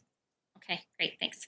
All right, commissioners, I'll open up to you if you have questions on this first section related to economic prosperity and affordability. Are there questions? Commissioner Lanier? Good morning, everyone. Morning. So, Mayor, just so that I'm clear, what page, which slide do you have the section that you're referring to ending? Do you have it ending? I have it ending at slide 37. So right before a safe community. Okay. Some of my questions I think I'll just email because it's the information is here. I'm just not understanding it. So, you know, it's requiring, excuse me to ask deeper questions so that I can fully understand it. But I do have a question on slide 2 regarding the date, the last date. The last time it was presented, it had Thursday, May 21st, and now it has Tuesday, May 21st. So I'm not sure if the day changed to Tuesday the 26th, or I'm not sure which way, but Tuesday and the 21st they don't match. So I just wanted to make that comment. And then I'll go right in. I'm sorry. No, you go. No, it's Thursday the 21st. Thank you for pointing that out. And just to follow up on the feedback, we did go back, commissioners and those of you that raised issues around conflicting meetings, we went back and asked the staff to make those adjustments so those conflicts would no longer occur. But that is Thursday the 21st for the scheduled adoption. Great. And then on slide 11, there were remarks about, well, first of all, let me say this. This was a really good presentation. Everyone did a really good job at presenting, and thank you, City Manager, for organizing this work. I have a question regarding engineering's diverse contractor and vendor outreach. I think in community development, we talked about this a few months ago where we were asking the question about whether MLBEs could potentially develop into general contractors. So, as we're seeing, and I'm not sure if you're getting feedback, but I am a little bit. Yeah, can we make sure everyone else is muted? All right. Thank you. But what we're seeing is that a lot of general contractors are utilizing some of the same MLBEs, and the percentage of the contracts are getting larger and larger. So, just curious is as they're developing this program for the MLBEs, if there's a way to MLBs to become the general contractors and assist them. And maybe they're not interested, but if they are, how do we give them the tools necessary so that they can start bidding and becoming general contractors? And then, City Manager, I could take that question if you'd like. Yeah, just a couple of things, and I think that a couple of points. I'd like that not only to be the conversation that was in CD, but as we start talking about recovery, to take that perspective into the recovery and resiliency group as well. So go ahead, Mr. DeLone. Thank you, City Manager, and thank you, Commissioner, for that question. So the work that we're doing with MLBEs through the Monday Group and other approaches is just that, to try to develop more contractors. So you saw that we have more MLBEs registered this year than we did last. Nice increase, and part of that is getting contractors in our having the ability to work with us, and then it's having them grow as companies if they, as you said, if they wish to get to the point where they can do they could be prime contractors, and we have had some success at that. You may know, Pride Builders and Terrell Daniels, the work that he's done, and so he's maybe the best example of a company that's become a prime. And there are others who are doing business elsewhere now, but not in Grand Rapids, that have also come through our approach and graduated. So yes, we are very interested in that. One tool of doing that is to have smaller contracts. So we're like the sidewalk contracts. We've tried to break into smaller segments to get more smaller contractors involved. So there are tactics, and we're very interested in that. We will pay attention to that. right. And then when Ms. Stout presented on slide 11, she had given some percentages at the very beginning that are not on the slide. And so I'm curious, I didn't get a chance to write those down because I was writing notes from a different page, and I'm curious about those numbers for that slide. But that, again, is something that I could email. And I think that we can get that to the entire commissioner. Okay, thank you. That's it for me, Mayor, for now. Great, thank you, Commissioner. I'll move on, but I do want to give a shout out to Commissioner Hart, who has been a strong voice on some of the work being done around diversion. And I want to thank Mr. Davis and the City Attorney's Office for really working to move forward some of those initiatives. So thank you, Commissioner. Commissioner O'Connor, you have a question? Yes, thank you, Mayor. So as you go to slides 19 and 20, the capital plan. So I understand that obviously there's going to be variation year to year based on what projects come up and what happens, and as we try to keep things equitable between the wards. I guess my concern is, not necessarily the 1 year plan, but the 5-year plan shows a considerable regression of capital investments in the first ward to the tune of about a $17 million difference between the first and the second ward, and about a $13.5 million difference between the first and the third ward over the course of 5 years. That seems like it's not exactly as proposed or presented. Yeah, thanks, Commissioner. That's a good point, considering when you look at the map of the neighborhood's focus. So I'll let the city manager respond to that. Well, Mayor, I may ask for two points of reference. One, to look at that slide, but also if Mr. DeVries can also talk about the investment by ward, not only for overall capital, but specifically regarding the 5-year capital investment for streets, which seem to be more balanced. And so then we can talk about the other investments that perhaps would cause investments in other wards more than the first ward. So I want to just confirm that the infrastructure for street work over the 5-year period is balanced for each ward. Is that correct, Mr. DeVries? Is he? Yes, it is. I'm sorry? Yes, it is. Okay, all right. So then now let's talk about the other investments outside of streets. And that's not perhaps a question for you, but Mr. DeLong, that might be causing us to look at these other location-specific projects in a more imbalanced way in other wards. And I guess we haven't been given the project-specific breakdowns for years, 2 through 5. So Yeah. it's hard to have an intelligent conversation when I don't know what exactly is the investment. Yeah, and we'd like to have that conversation. So we could provide the list by year, by ward, if that would be helpful. But know that there are many factors that go into making the capital plan. So part of it is asset management in terms of what asset is, when is it time to invest in a particular asset. So just like in Vital Streets, we look at asset management, balance and distribution, neighborhoods of focus, and what other projects we're doing in a particular area. So I know that we're investing heavily in Godfrey, for example, over the next several years, but there are other investments that are happening in other areas. So I guess in order to answer your question specifically, we'll have to look at the projects and tell you what the difference is. Mr. DeLong, is there a breakdown? I have the full budget book in front of me. Is there a page we should refer to in the budget book?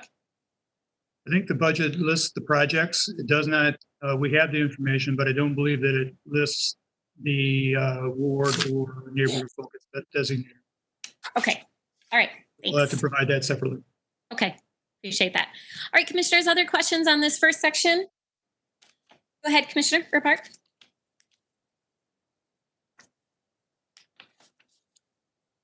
Where'd he go? Sorry. Hey. I hit the wrong button. I turned my video off instead of turning my mic on.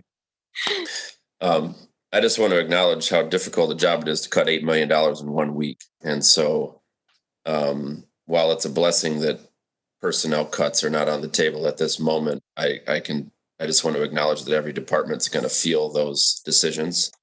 And particular, Mark, your first year, you reduced the budget by 40 million. This year, we're already at 23. And I know that that's a hard job to do, stepping into a new town and role. So I just want to thank you for your diligent work. Thank you for prioritizing the city first and for your kind of fiscal responsibility and vigilance.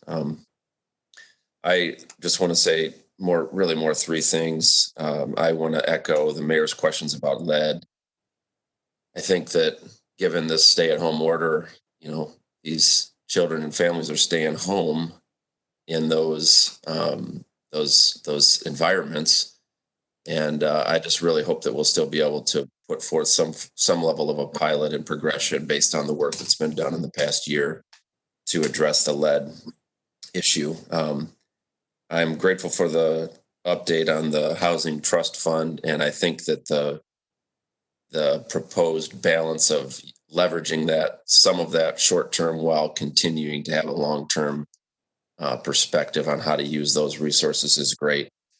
And I also just am so thankful to see these criminal justice reforms in there. I remember when the mayor and Commissioner O'Connor and I met in the mayor's office a year and a half ago, and just grateful for the city manager, the chief of police, city attorney, Brandon Davis, for moving that forward to a point where we can see some progress on it.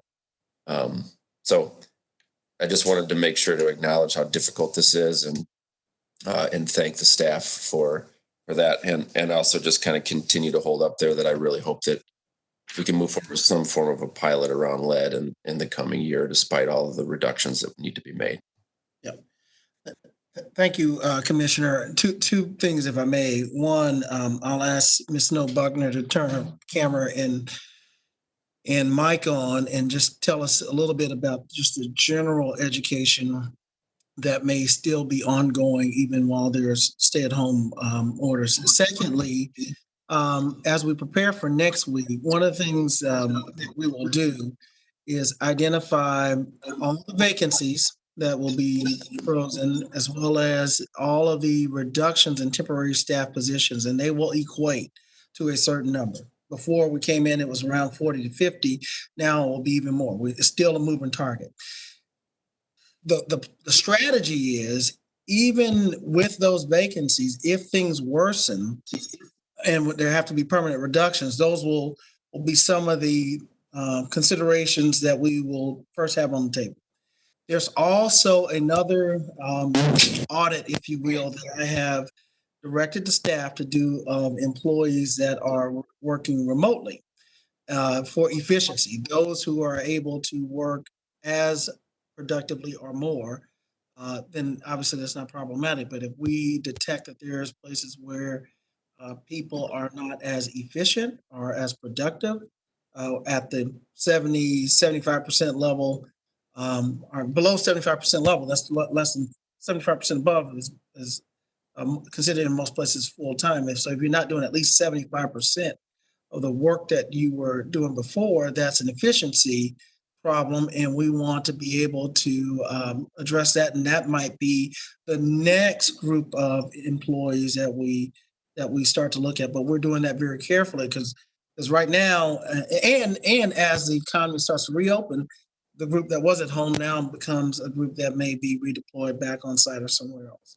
But those will be additional conversations we'll have when we talk about the governmental excellence component of the budget next week.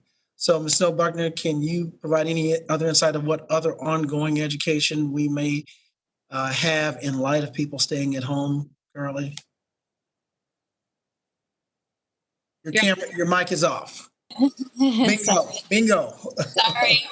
Sorry about that. So are you speaking just broadly, or are you speaking specific? So broadly, yeah. Broadly around lead-based paint.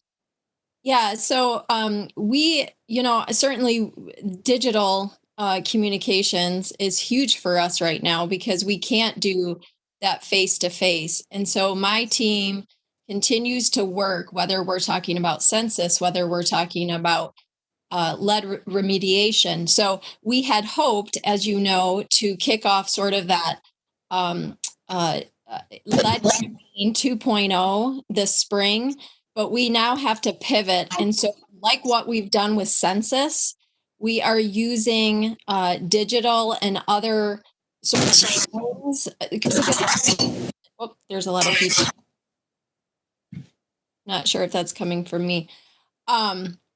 So we are strategizing how we can continue to educate our community about the importance of lead remediation. And to Commissioner Ruppart's point, absolutely, that's a concern. We have families who are spending a considerable amount of time right now in those homes. And so what can we do, whether it's digital communications outreach or whether it's mailings?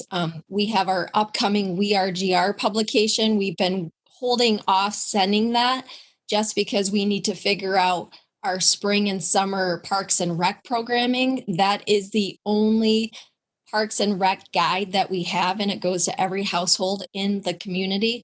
And so we will be very intentional with WeRGR and other mailings to be able to provide that information to those who are part of that digital divide.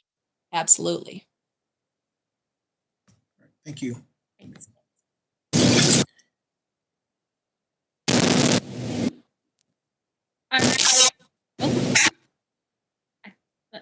All right. Other questions, commissioners, on this first section? Commissioner Isasi? Thank you. I'll echo all my same sentiments, appreciation for this work and getting this delivered to us. I had a couple of questions, about 12, so I'll try to limit it to a couple of them and email the others. But I did want to highlight, I know we highlighted in a couple of the slides the survey information that we received. I think we received that report, I don't know if it was January, and that was a very quick meeting because it ended up being a very long meeting. And what I do recall is that there were some of the responses, we did not have enough feedback from different parts of our community, particularly the Hispanic Latino community, in terms of having some good statistical data around how people actually felt about our community. So while I appreciate that data, I always want to sort of bring back that conversation that there were also individuals that were probably missing from that feedback. And I wonder if there's ways right now where people are calling 311. A lot of times we get surveys at the end of the call and they can answer like a 1 or 2 question survey. I just wonder if there's any opportunity, because all of this was pre-COVID, to try to survey, to try to understand what people are feeling during this time. So that was one of the points I wanted to bring up. And Mr. DeLong, I don't know if there was any other information from that. I know that was a quick presentation and those individuals came from out of town and we weren't able to dedicate as much time. Yep. So that's one thing. Yep. So you want me? Let's go ahead and address that one first. So we talked about that very issue, Commissioner, and that's why we want to carefully know these results are pre-COVID, and we don't intend to do the annual survey again until August, I think is what our last discussion was. Mr. Matthews may want to come on camera now.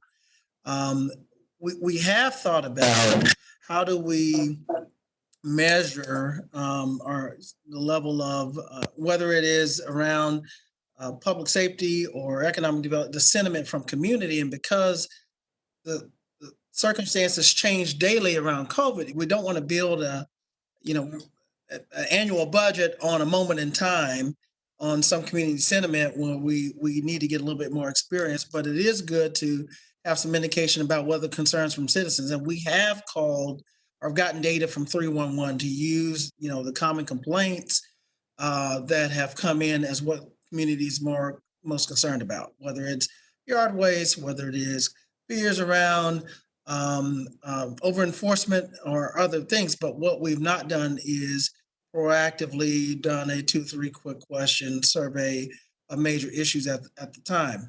That might be something we consider moving forward, and I'll let Mr. Matthews address that. Yeah, that was one of the things that we talked about actually when we approved the original survey was the idea that the citywide survey may be every other year, and then in those intervening years, we would be doing a little bit more focused survey work. So what we talked about yesterday was using that same time period, starting roughly in mid-August, to do some more focused, both demographic and geographic surveying so that we could drill down on some of the more specific issues. Now, the specific issues that we were talking about a couple of months ago were specific issues related to the questions that were asked in the survey. Of course, that's changed fairly significantly over the last 2 months. So we're going to want to be a little bit more intentional about the types of questions that we ask and make sure that we get the kind of information that we can actually take action on. So yeah, that conversation is timely. We just talked about it yesterday, as a matter of fact. Thanks. These next 2 I'm going to put together because I think they're updates that perhaps we can get at a later date. But I remember from our mid-year update, we talked about a local purchasing program. And I think there was a few of you that mentioned that this was mentioned before. And some of you, I just have that as something to bring up in this discussion. And then as it relates to the Housing Next and all of that work, I know that there was a report that was going to be released. I don't remember the time frame for that. So if that information can be provided. So those are 2 smaller things. But then the last thing that I have is really around, I did want to elevate what Ms. Stout brought up right in the beginning, to see that sort of change and embedding equity in the work. It's unfortunate that it's happening during this time when there's a lot of innovation and ideas moving forth.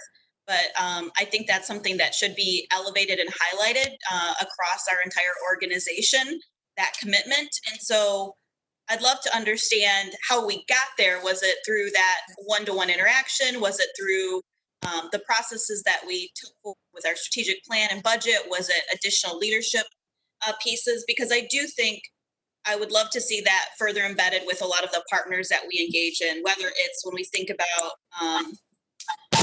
those who are engaged with our smart zones or brownfield pieces. How can we make sure that that learning around what is that policy change goes into all of the work that we're doing, and not just in sort of the our staff members, but our partners across the community. So I think that if I remember correctly, Mr. Klooster and Mr. Nairmore talked quite a bit about the need for communication as it related to the equitable economic development and mobile GR steering plan. And so I wonder if there's some learnings from what we've been able to do in City Hall and to apply that to some of our, sort of close and external partners. Yeah, all three good questions. I want to make sure the first one was on local purchase, the third one was on embedding equity, and the second one was, can you repeat the second one? The housing. I'm getting that as well. So on the local purchase, I'll ask Ms. Claren to give an update. I have asked that we be even more intentional about that and revise our policies to the degree possible, similar to what the school district does about having a GR preference.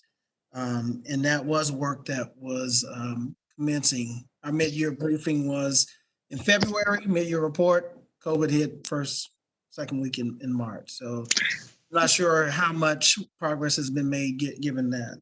The second, on the housing next, we actually intended to have a very detailed briefing today, talking about that in detail, and we decided because of time and brevity that we would move that to a actual commission meeting. And so that's the intent. Mr. Kilpatrick was prepared to brief in detail today on the work. And then third, on the embedding the equity in the work, I'll ask after Ms. Claren, Ms. Stout to come and talk to us, but you have to keep in mind from whence we've come. Initially, we were not very clear on what our values was, what our definition of equity meant, how to measure it, how to disaggregate data. And we had to be really clear on how to develop the infrastructure internally within the organization. Then we went from measurement to policy, and now we have equitable policy that hopefully will influence some of the programming partners that we have. But it would be unrealistic to expect some of those outcomes from our partners that we weren't delivering on ourselves. Even our MLBE program has had almost, and I can't remember the exact statistic, but over 100% or so, 70% or so increased participants. So we had to be really deliberate about what we were saying, whether that was in economic development or in safe community. And so I think a lot of our work has been trying to make sure we embed it in each department. And as Ms. Stout said earlier, the first year there was only one accomplishment per department. And sometimes it would be around common things. And so now we're only things that required funding. And so now we're saying earlier, it's not just about if you can fund it. There's structural changes that you can do to improve upon it. So Molly, we'll start with you and then go to Stacy. Okay, great. At the mid-year review, I told you we would provide an update. I have met with the purchasing staff as well as our diversity and inclusion staff to put together a presentation as far as what our current policies are related to local first, as well as a comparative, because we hear a lot about what the school district is doing versus what the county is doing. So we have gathered that information and we're planning on coming at the end of March to brief fiscal committee. However, yes, COVID happened. So I don't know if the entire commission would prefer something like that come to COW you all get the information at once, but we can certainly do a overview just to remind you of what our policies are and show you a comparative, and we can, springboard from there for what else you'd be interested in, or if we want to start working towards further refining what our local first options could be. Thanks, Molly. I would prefer that it comes to the full committee of the whole. Ms. Dowd? Thank you. So that's an interesting question, Commissioner Isasi, one that causes for reflection. So to build upon what the city manager had said, we've been doing diversity inclusion work for several decades. We're one of the first cities to have an Office of Diversity Inclusion. And then about 4 years ago, I would say we've pivoted to also do diversity inclusion, but to include equity, which is structural policy change, when the city joined the Racial Equity Here cohort with the Government Alliance on Race and Equity, which was really transformational. From there, we had the National Equity Project come in and do really intensive leading for equity trainings with our top management. And we're just about to finish that up. We're going to wait and switch it to a digital format and to continue that deep dive with our current top management and other staff. And then similar to what the city manager said, it's frequent engagements, right? This equity work is a journey. It can't be done in a one-on-one, 1 hour situation. And so really just increasing knowledge, awareness, and resources and data to the different departments. And they've been very receptive. And so we're just in a really good space here to make change. And so again, strategic plan, the values, we live our values. The first objective in the strategic plan was strategic to be government excellence and embedding equity throughout the organization. And that was by design. And so we really lead with equity. It cannot be an afterthought. And so we're moving to do that. Part of it is what you said, Commissioner Isasi. Some of it is one-on-one consulting and strategizing, being a thought partner with the different departments connecting with each other.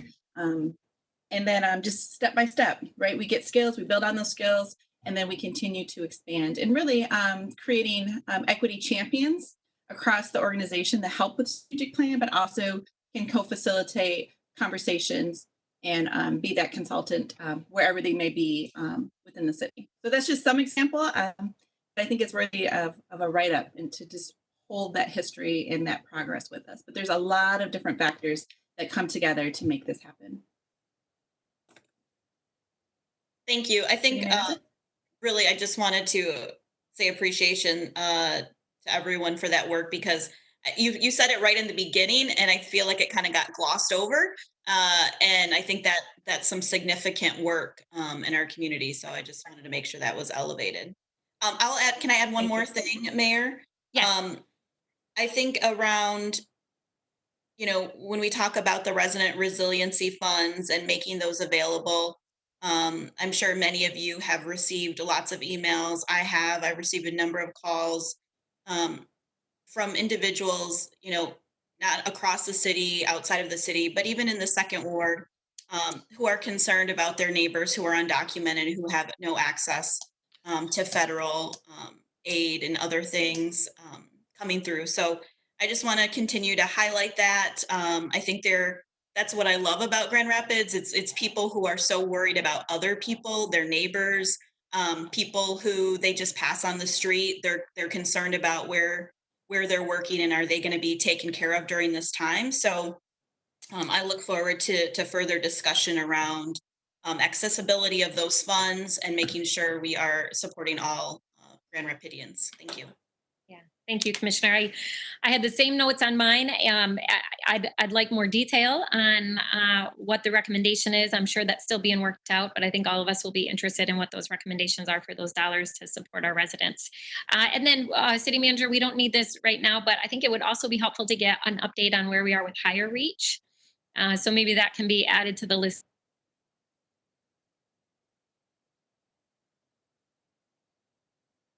I think the mayor froze. Yes, we'll make sure we get back. Am I back now? You're back. Higher reach. We'll make sure we brief on that next week. Great. All right. Any final questions before we move to safety, Commissioner Jones? Thank you, Mayor. I want to say like everyone else, thank you for the presentation thus far, Mark, to you and the staff. And I think what I find most interesting about this is I think we were committed pre-COVID-19 to the idea of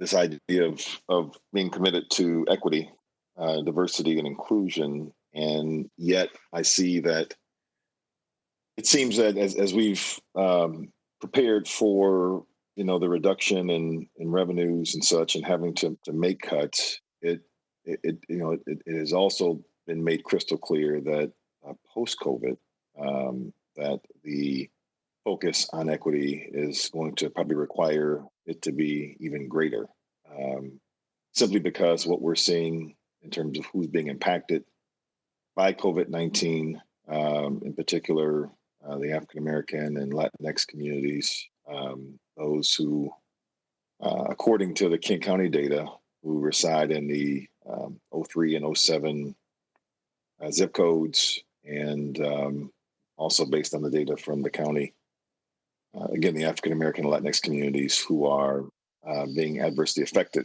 by the virus in terms of infection rates. And so I'm just, I'm appreciative of what has been put forward thus far, and I'm looking forward to the details around the resiliency. And I'm also wondering, and we'll keep a good eye on how we are preparing around the housing and homelessness issue as well, because again, we're talking about the two communities who are being adversely affected, impacted around homelessness currently, and then you put on top of that the impact that's being had during this season of COVID-19, and of course post-COVID. So I don't know if and I'm also realizing that more and more the absolute critical need for the county and their role moving forward for issues such as housing,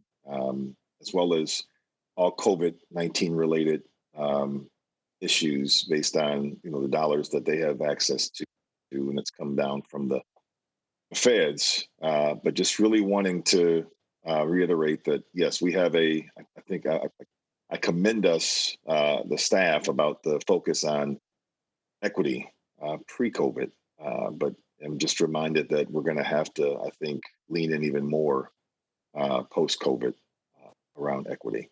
So thank you. Thank you. Thanks, Commissioner. All right. So with that, let's move to the section on safety, and I'll kick that off with City Manager. Do you want all the questions? Let's try this again. This is a little bit of a shorter section, so I'll start off with just a couple questions, and I'll turn to my colleagues. I'm curious first how the SEPTED ordinance implementation is going. I know that we had talked about when we passed that we would be really following the data and the impact pretty closely, that we had good data beforehand, and we wanted to make sure that ordinance was truly resulting in a reduction in crime at those locations. So I wonder if we can get an update on how that's being implemented, and then any initial impacts that we're seeing. And then my other question is related to one of the recommended cuts that Chief Payne referred to, related to changing from non-certified to certified recruit classes. And I'm curious what impact this will have on our efforts related to hiring more diverse candidates. So if you can maybe speak to both of those. I'll throw in my third one as well. And then my third one is related to cutting of the Elucid contract, which I'm fine with, as long as we will continue to do the annual community survey so that we're getting regular feedback from the community. I think that was put in place before we were doing the community survey, knowing that we needed to get ongoing feedback from community around safety. So I just want assurance that we're going to stay committed to including within this budget surveying our community around safety. Okay. Did you want one commissioner at a time, Mayor, or did you want to? Yeah, let's do one at a time in case there's multiple questions. But if you want to answer those three, and then I'll turn. Okay, we'll do. On the SEPTED, I will ask Director Turkelson to come and give us an update on, as the primary enforcement of that has been in our office. We had planned to add resources in the police department to assist with that sworn officer, but of course with economic downturn, we could not do it. But perhaps the chief has done some has some thoughts around some repurposing to help with either community police officers to support that or any other dedicated effort. So I'll defer to those two on that. On the as well as the chief, when he comes on, he can talk about the certified versus non-certified class. That did come up, and that was one of the potential, I won't say given, but potential unintended consequences of perhaps some impact on diversity if we're not intentional in recruiting. So it depends on what is done on the front end. If it's the same efforts that have been done in the past, you get the same results. So we are challenged to think creatively, how do we recruit differently on the front end? And then on the third, on the illicit contract, instead of cut, I'd like us to use this language, we're going to suspend this year, but yes, that is the plan, that we will go ahead and do the annual survey. And then, of course, with the question that Commissioner Asasi answered or asked earlier about some interim engagement, we just need to think about how we can be more agile, maybe with non-scientific, that's when you don't have these third-party data research firms, you don't have the ability to do the validation of both questions and the validity and reliability and responses, et cetera. But we perhaps can get more general information. So Ms. Turkelson, can you talk to us and the chief about SEPTED? Good morning. Yes, I can give you an update on SEPTED. So right now, as you may recall, we did promise that we would lead with education. And so all of our efforts thus far have been with the SEPTED inspector, SEPTED officer, Alan Richard, has been going out to the association meetings and providing an update on the fact that we do have a new ordinance, an introduction to him, what is the ordinance, et cetera, and what the plan will be moving forward. So he has been working on that. Also, there's some significant back of house work that needed to be done with regards to setting up the Excella programs to make sure that our notification processes, the flow of those would be similar to what code compliance currently has set up. In the planning department, we don't do a lot of our own enforcement. And so there's quite a bit of work with letters and processes that were being worked on. We were just about to send letters out to all of the businesses that would fall under the SEPTED ordinance, at least the ones that we know about, and begin meeting with them on an individual basis to help them understand what the ordinance is, again, introduce them to the inspector, and also begin our preliminary inspections relative to the ordinance requirements that are in place. As you can imagine, we've had to put that on hold. So that will be the next step as we, when we do get the ability to go back to work. Any questions? Thank you. Yeah, and if I could add, Mayor, we continue to have our 2 officers assigned to code enforcement, and they will continue on those assignments. But as we transition with more and more community police specialists, they will continue to get trained up in SEPTED so they can continue that work also. To your point about the non-certified versus certified officers, that was a big consideration, but we are very intentional even in our certified class in hiring a diverse group of people that are out there. Commissioner Lanier, she sent me an email and I've been talking to the city manager. We want to become more and more intentional. We continue to look for ways to diversify our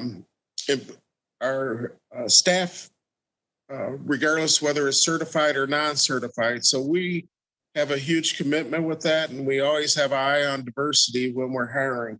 And to your last point about Lucid, they were very beneficial, our partnership with them.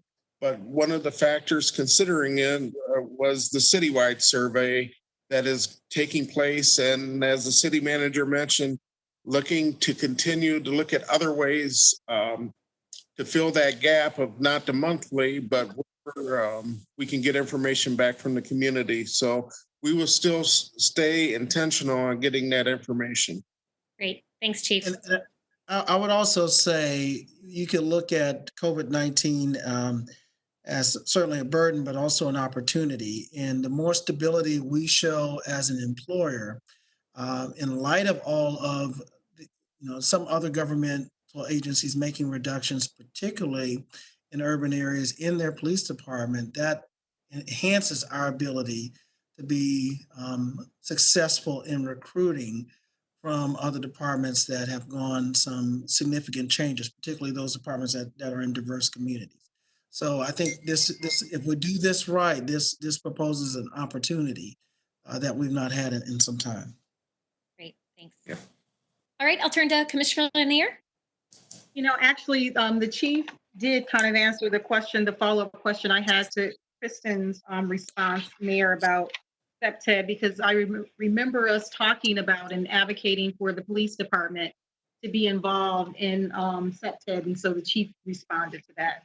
But I do have some other questions. I don't know if all of yours have been responded to yet. Yep, go ahead, and then I'll turn to other commissioners. Okay. On slide 40, I know that in the survey portion that it's referring to, this is the Lucid survey, and I just think when we're presenting information publicly, that we should make sure we're clear on where the data is coming from so that the public can know, where to find more information or how to gather more information about it. And then Commissioner Isasi did already ask a question about the distribution of this survey, so I had some follow-up questions on that. And I know we received an update a few months ago, but it would be great to kind of hear where we are now, because my memory serves me correctly, it's a rolling survey, so it continues, and so it would be great to kind of hear the update. We touched on SEPTED already, and then so similar to the mayor's question about if Lucid is suspended, will those questions, and how do we make sure that the exact same questions so that we can compare apples to apples are in the community survey from Lucid? And I don't know if we have the authority to take their questions or not. So I guess we have to see what the contract indicates for that. I'm having a challenging time with the residential safety program. I think in light of us not being able to get into homes, if it's only just during the time we can't get into homes, that we're yielding the savings that's outlined on slide 48, then I'm more comfortable. But if it's extending that, I'm less comfortable, because we know how valuable the residential safety program is. So I would hope that, once we're able to get back into homes, that we will resume that work. Yeah, great question. Chief Lane. I want to, Mayor, if we could, on the community survey, just for clarification. So community survey is annual. I think what Commissioner, you may have been referring to the Lucid survey as ongoing, periodic, et cetera. Mm-hmm. I think Yes. Assistant City Manager Matthews did look into where there's some commonality between some of the questions we asked regarding our strategic plan on safety in the Lucid. And I think Assistant City Manager Matthews, are you on? Can you turn your camera on and address that? I think we have a question where there's not much difference in both the question and the results around how safe people feel. Well, yeah, it's there's the application of the two surveys is kind of fundamentally different, because one is getting pushed out through social media and social media advertising.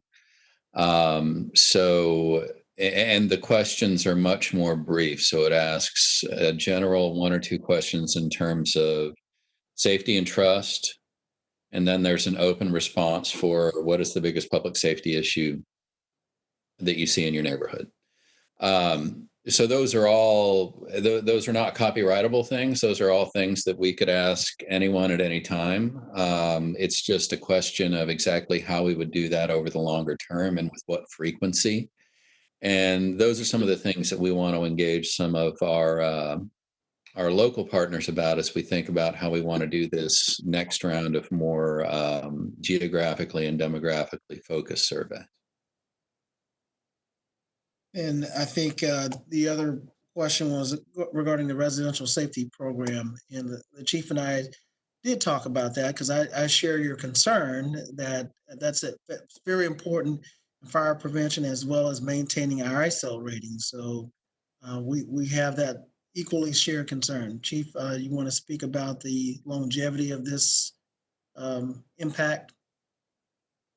Yes, sir. So I too am concerned about the residential safety program. It works on two different levels. One, there's city support for that program in the budget in the way of being able to purchase additional detectors, equipment, and also a full-time person that's associated with that program. But then there's the grant funding that we've been very lucky to be able to receive, and we are applying for another grant this year. And hopefully we were able to acquire that. And if we are, then that program will be able to continue.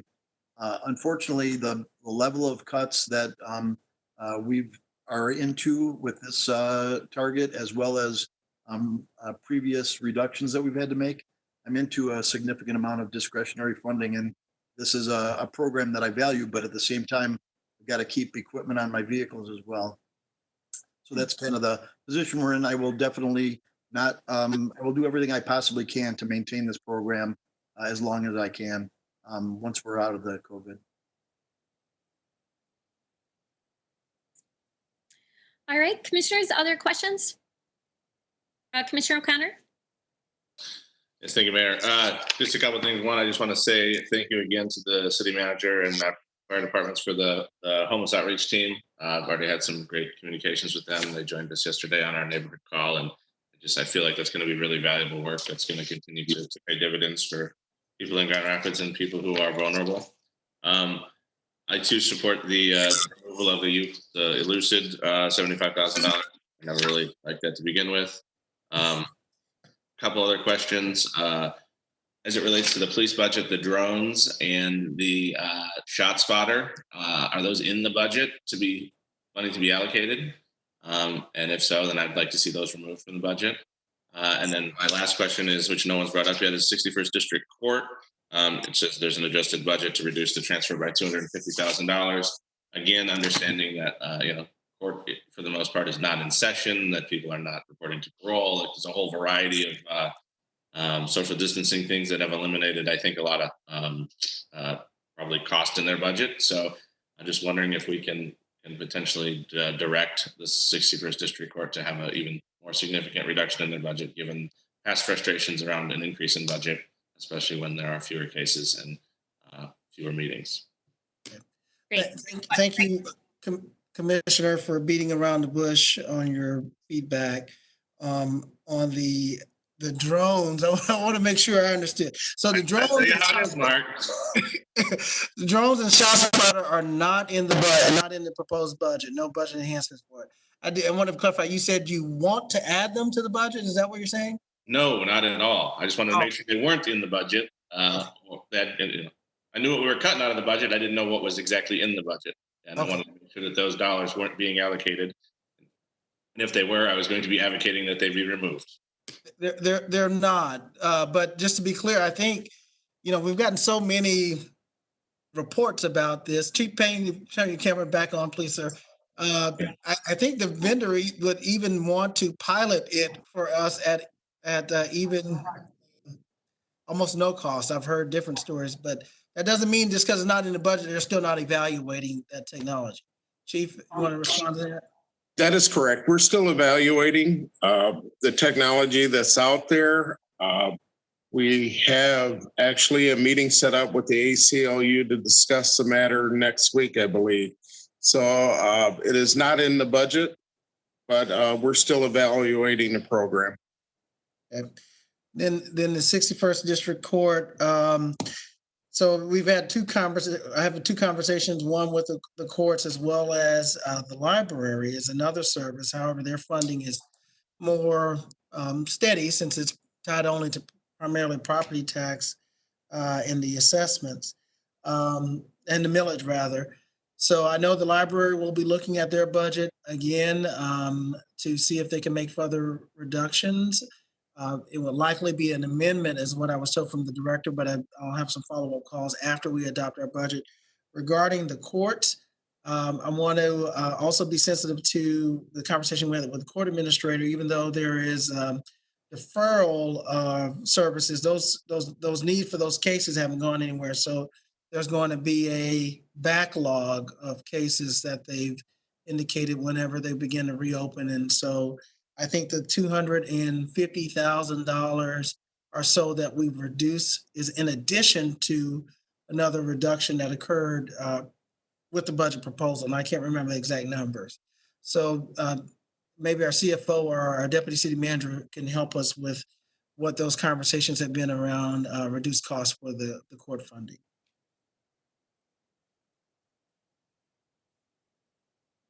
And maybe Mr. DeLong can also let us know if there's been any progress on state changes to help fund court services. I know he served on the statewide task force. Thank you, Mayor, and thank you, City Manager and Commissioner O'Connor. So in terms of the budget reduction for the court, the $250,000 reduction is in their fiscal 21 amount. So that general fund support of the court is actually lower than the support budgeted for this year. So, and the overall budget that they're proposing for the fiscal 21 year is lower slightly than the budget that they proposed for the current year. They've taken on additional responsibilities. We're doing the Michigan Indigent Defense Commission work that is part of the reason their budget's down, because of how we're handling that expense this year. If you'll have some patience with them, I think we have an idea that will produce some good results, hopefully during this fiscal year, fiscal 21 fiscal year. But it's going to take a little time to develop, and I can talk to you about that potentially offline. In terms of the legislation, we were making the rounds in Lansing prior to the COVID crisis. We'd had good meetings with members of the House and Senate. They hosted a meeting here in Grand Rapids. Everyone understands the issue and why court funding reform is important. Getting traction now, given the state budget crisis, which is, I think, potentially worse than ours, is going to be difficult. So we'll keep working on it, but I think that the COVID pandemic might have moved state court reform a little bit further down the path.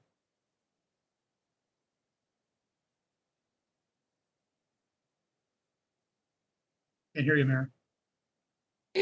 Sorry about that. Okay, other questions? All right, Commissioner Sassi. I had a question that Commissioner O'Connor asked about the 61st District Court as well. I was just looking for some more additional information, so thanks for that update.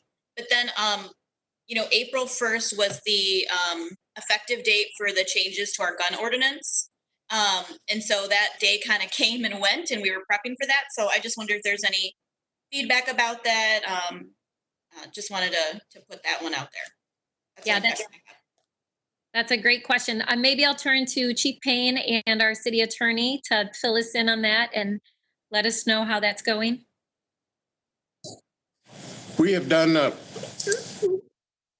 we have had lineup training to train all of our officers in the ordinance and what the changes to it. We did do a press conference about a month ago talking about it. There's been very little change. I have not had any enforcement I'm aware of, but Commissioner Sassi, you're right. This kind of came up, and with everything else, I have not looked into it, but I will look and see whether or not we've had any enforcement. I don't believe there has been. but all the officers have been trained on the new ordinance. Great. Thanks, Chief. And Mayor, if I might add, so we did a series of videos as an educational component to this. And so obviously with COVID, we had to delay the release of those videos, but we did include information about the new ordinance as well as one of those videos in our GR Connected e-newsletter that was sent out yesterday. And now that we're sort of past the immediacy portion of COVID-19, we do plan to continue that educational campaign. Great, thanks. Appreciate that. All right, commissioners, other questions on this section related to safe community? Commissioner Moody, are you back with us? Did you work out your kinks? I hope so. I'm still having some difficulties. I'm not sure what's going on, but I am here. I've heard most of the comments from everyone, but every now and then the screen will freeze and I don't hear you guys for a good 20 seconds. Okay. I do have some questions. I'll hold them for a later time. Okay, all right, thanks, Commissioner. Commissioner Jones or Commissioner Hart, either of you have questions on this section? All right, I guess I'll finish with two, and then we'll move on to the next section. So on both slide 47 and 48, in relation to the homeless services and the outreach work being done, both slides indicate identifying other funding sources. I'm curious, will those be internal? Are we looking at some of the housing fund dollars or CDBG fund dollars? So I'm curious if you can elaborate on that. And then the other one that doesn't necessarily need a response, but I just want to put it out there because it's still a priority to me, is what our plans are around violence prevention. I know we spent quite a bit of time, but money on really looking at different models as well as getting an update from the Cure Violence. So I'm just curious, obviously COVID takes priority right now, but that's another item that I don't want us to lose sight of, knowing that we want to make sure we're doing all we can to prevent, especially gun violence. Yep. Thank you, Mayor. Good questions on the reallocation of costs for the homeless outreach efforts in the Inebriate Center. Both the police and fire department have about $50,000 shared between their two budgets. What we would propose is to not charge that cost to the departments, but see if we can find other funding either through some of the COVID grant funding sources that are being, the CDBG and ESG funding that's being made available for COVID, or alternatively, if it determines that this is not an eligible expense because it's already incurred prior to the pandemic, then yes, we would be looking at the housing fund as a potential source to fund that.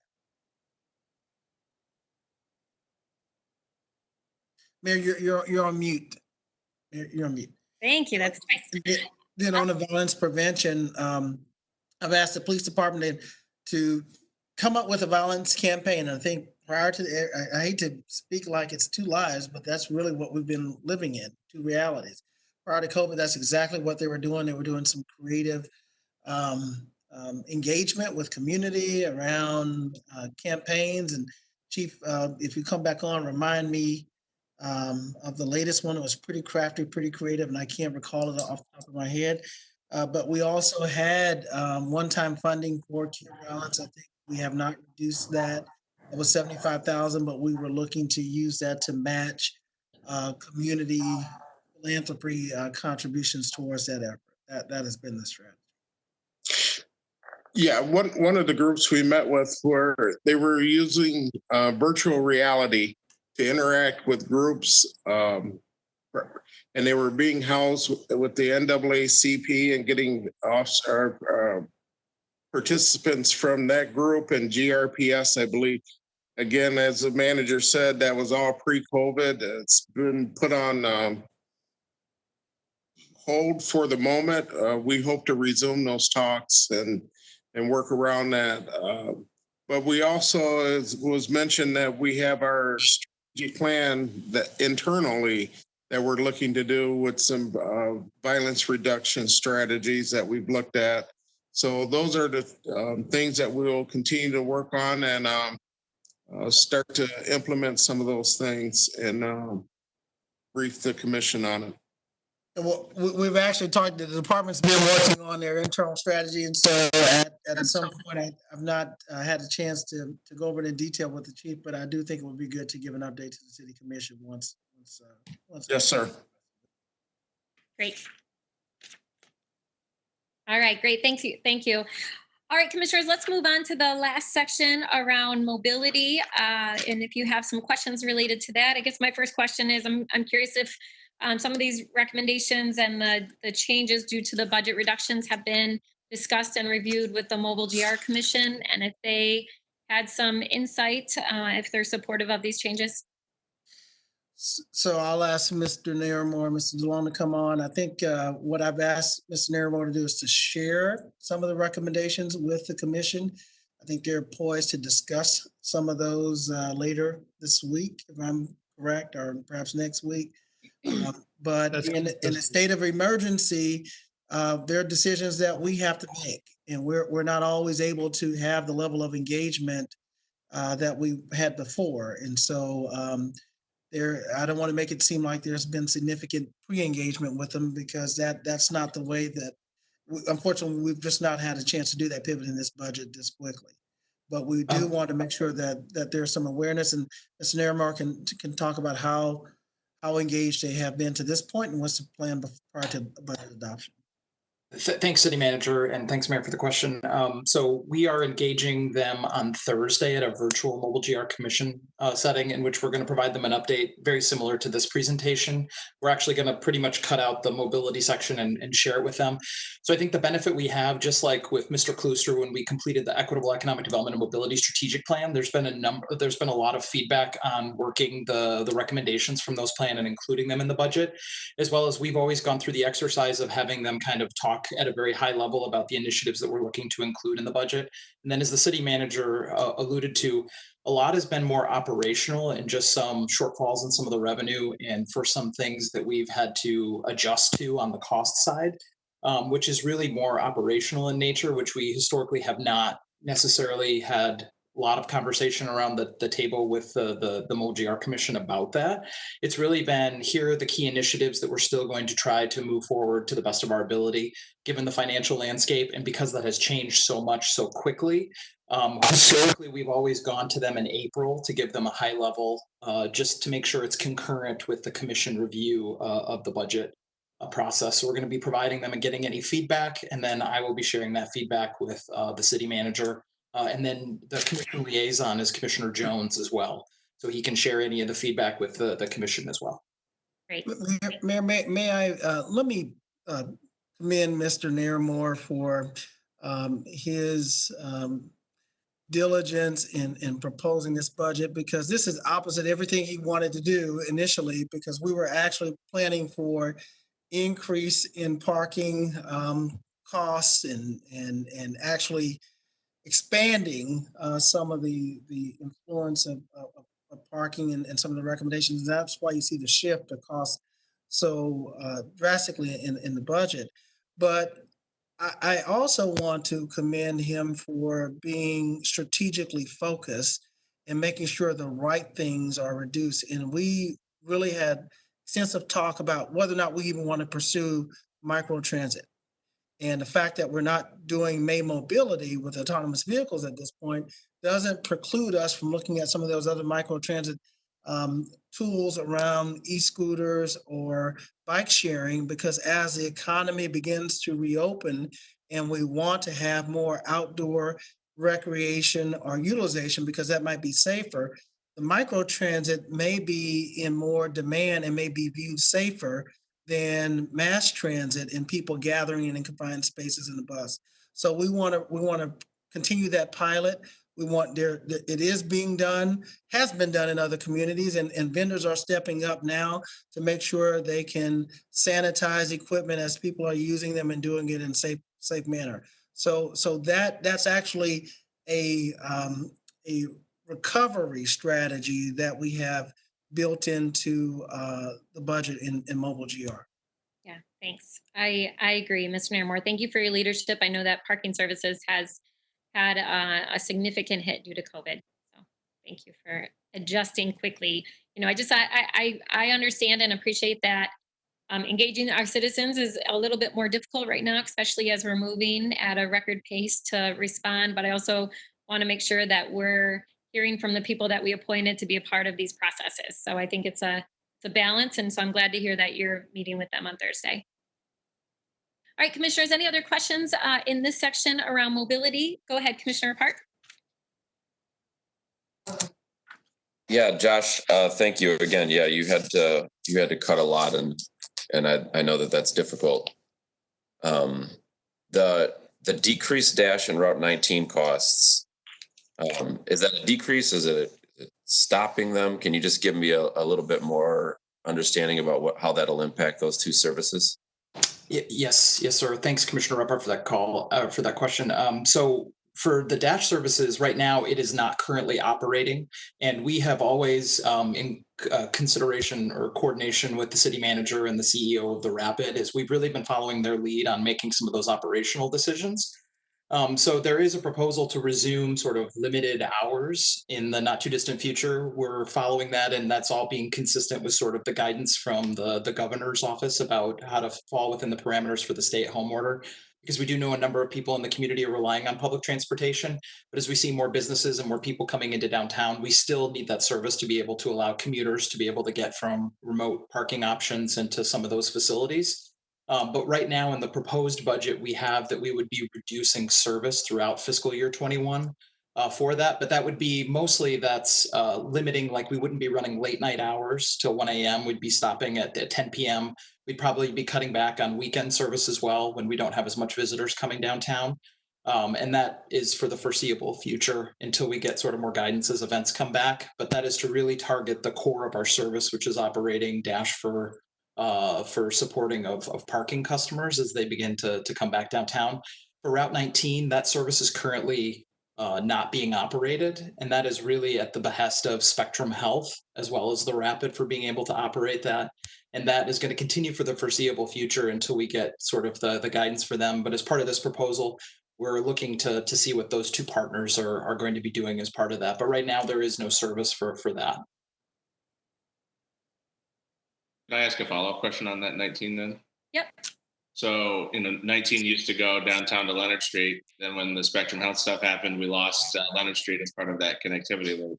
And now if that goes away, then there's no Dash on the west side. It seems like that there's a significant 3 business districts that have lost out on some connectivity because of that. Is there a way to figure out how to reincorporate some of that to get people moved around north and south on the west side? Yes, and I think the biggest piece of that is trying to work with the Rapid on that. I mean, the biggest challenge we've had right now is they've had about a 90% reduction in ridership in a very quick amount of time. And then in terms of how to do that safely for the essential service. So I think that's a really great question with the mayor's leadership on the Rapid board is to be able to bring to the Rapid to have conversations about, because we only have control of sort of participating in the services that they are. And the Dash, we do have sort of control over it because it's the city's vehicles and the city's route. We contract for service, but the rest of all of those routes and to be able to modify them. But as we begin as part of the strategy for recovery, that is definitely something that we can embark that conversation and we can work with the city manager and the deputy city manager on that. And Commissioner, I'll follow up on that with the Rapid as well. And then we're in the midst of still doing the COA process. So we'll be looking at the whole system and potentially making some additional changes. So this is a good time to weigh in on how we can better serve both of those business districts. Thank you. I'll go next if that's all right. Yeah, go ahead. I only have really one question as it relates to some sidewalk stuff. Again, looking at the proposed sidewalk work for the next fiscal year. And just again, as it relates to mobility, the Laker line is going to be coming on. I think I've had a conversation with the city manager about this already, but it's really hard to justify the idea that the Laker line is a pedestrian, get people to work, get people to school, get people to jobs, enterprise, and yet we lack connectivity between Leonard Street and Lake Michigan Drive to actually get people there because there are no sidewalks. understanding there's stormwater challenges, understanding there's a little variety of issues as to why those sidewalks don't exist. But really wanted to see if we can prioritize some sort of sidewalk installation along Collindale and along Oakley that people can actually get from the neighborhood to the transit corridor. If not, it's a 2-mile loop around for most people to get from the neighborhood to the transit corridor. And so just knowing that, looking at connectivity projects and stuff, just wanted to make sure that continues to be a priority. I second that. Okay. Commissioners, we did follow up on that and address that. Talked a little bit about doing a mid-year performance review. I see Mr. Dolan turn his camera on. Eric, do you have an update? I don't have much of an update except that the amount that we have for connectivity in any one year is relatively small. So, and we usually work with grant matches to do it. So I know that we have looked at ways to do that, and this is, you make obviously very good points about connectivity to the Laker line, and that would help with economic development and also neighborhood connectivity and transportation. So I don't know if Rick DeVries is still on the line or not, and if he can amplify that, but know that it's on our radar screen, and it will be something we look at as we move forward in future years. But there's not money in the budget for it this year. Oh, and just to echo what Eric said, we usually match one grant a year with the 250,000 from sidewalks, and oftentimes that needs additional dollars from Vital Streets. And what the Vital Streets Oversight Commission has developed is that staff worked on is scoring system. So the corridors you talked about, Commissioner O'Connor, are high on that list. It's just a matter of where do we find the dollars to do that as well. No promises at all, but we're putting together a list for EDA funding from the federal government that they're saying may be much larger than in the past. And we'll take a look at sidewalk connectivity as really a good project that would fit that well. And I guess one more thing on that, if I could, is that I forgot. Where did he get into it? So I'll come back to it later. Rick DeVries took so long to answer. No, he didn't take so long. He just thoroughly answered. Not taking so long. Mr. Bergman, maybe you can help your boss out. Do you have anything else to add? I remember what I was going to say. Is that it came back just like this. So it's been 3.5 hours. So anyway, so what we're looking at in some solutions are trail systems in addition to, as opposed to sidewalk systems. So and that way you get kind of a twofer. You get bike connectivity and also you get pedestrian connectivity. So that could be an option that we look at as well in these areas, because it may be actually a more conducive solution than a standard sidewalk.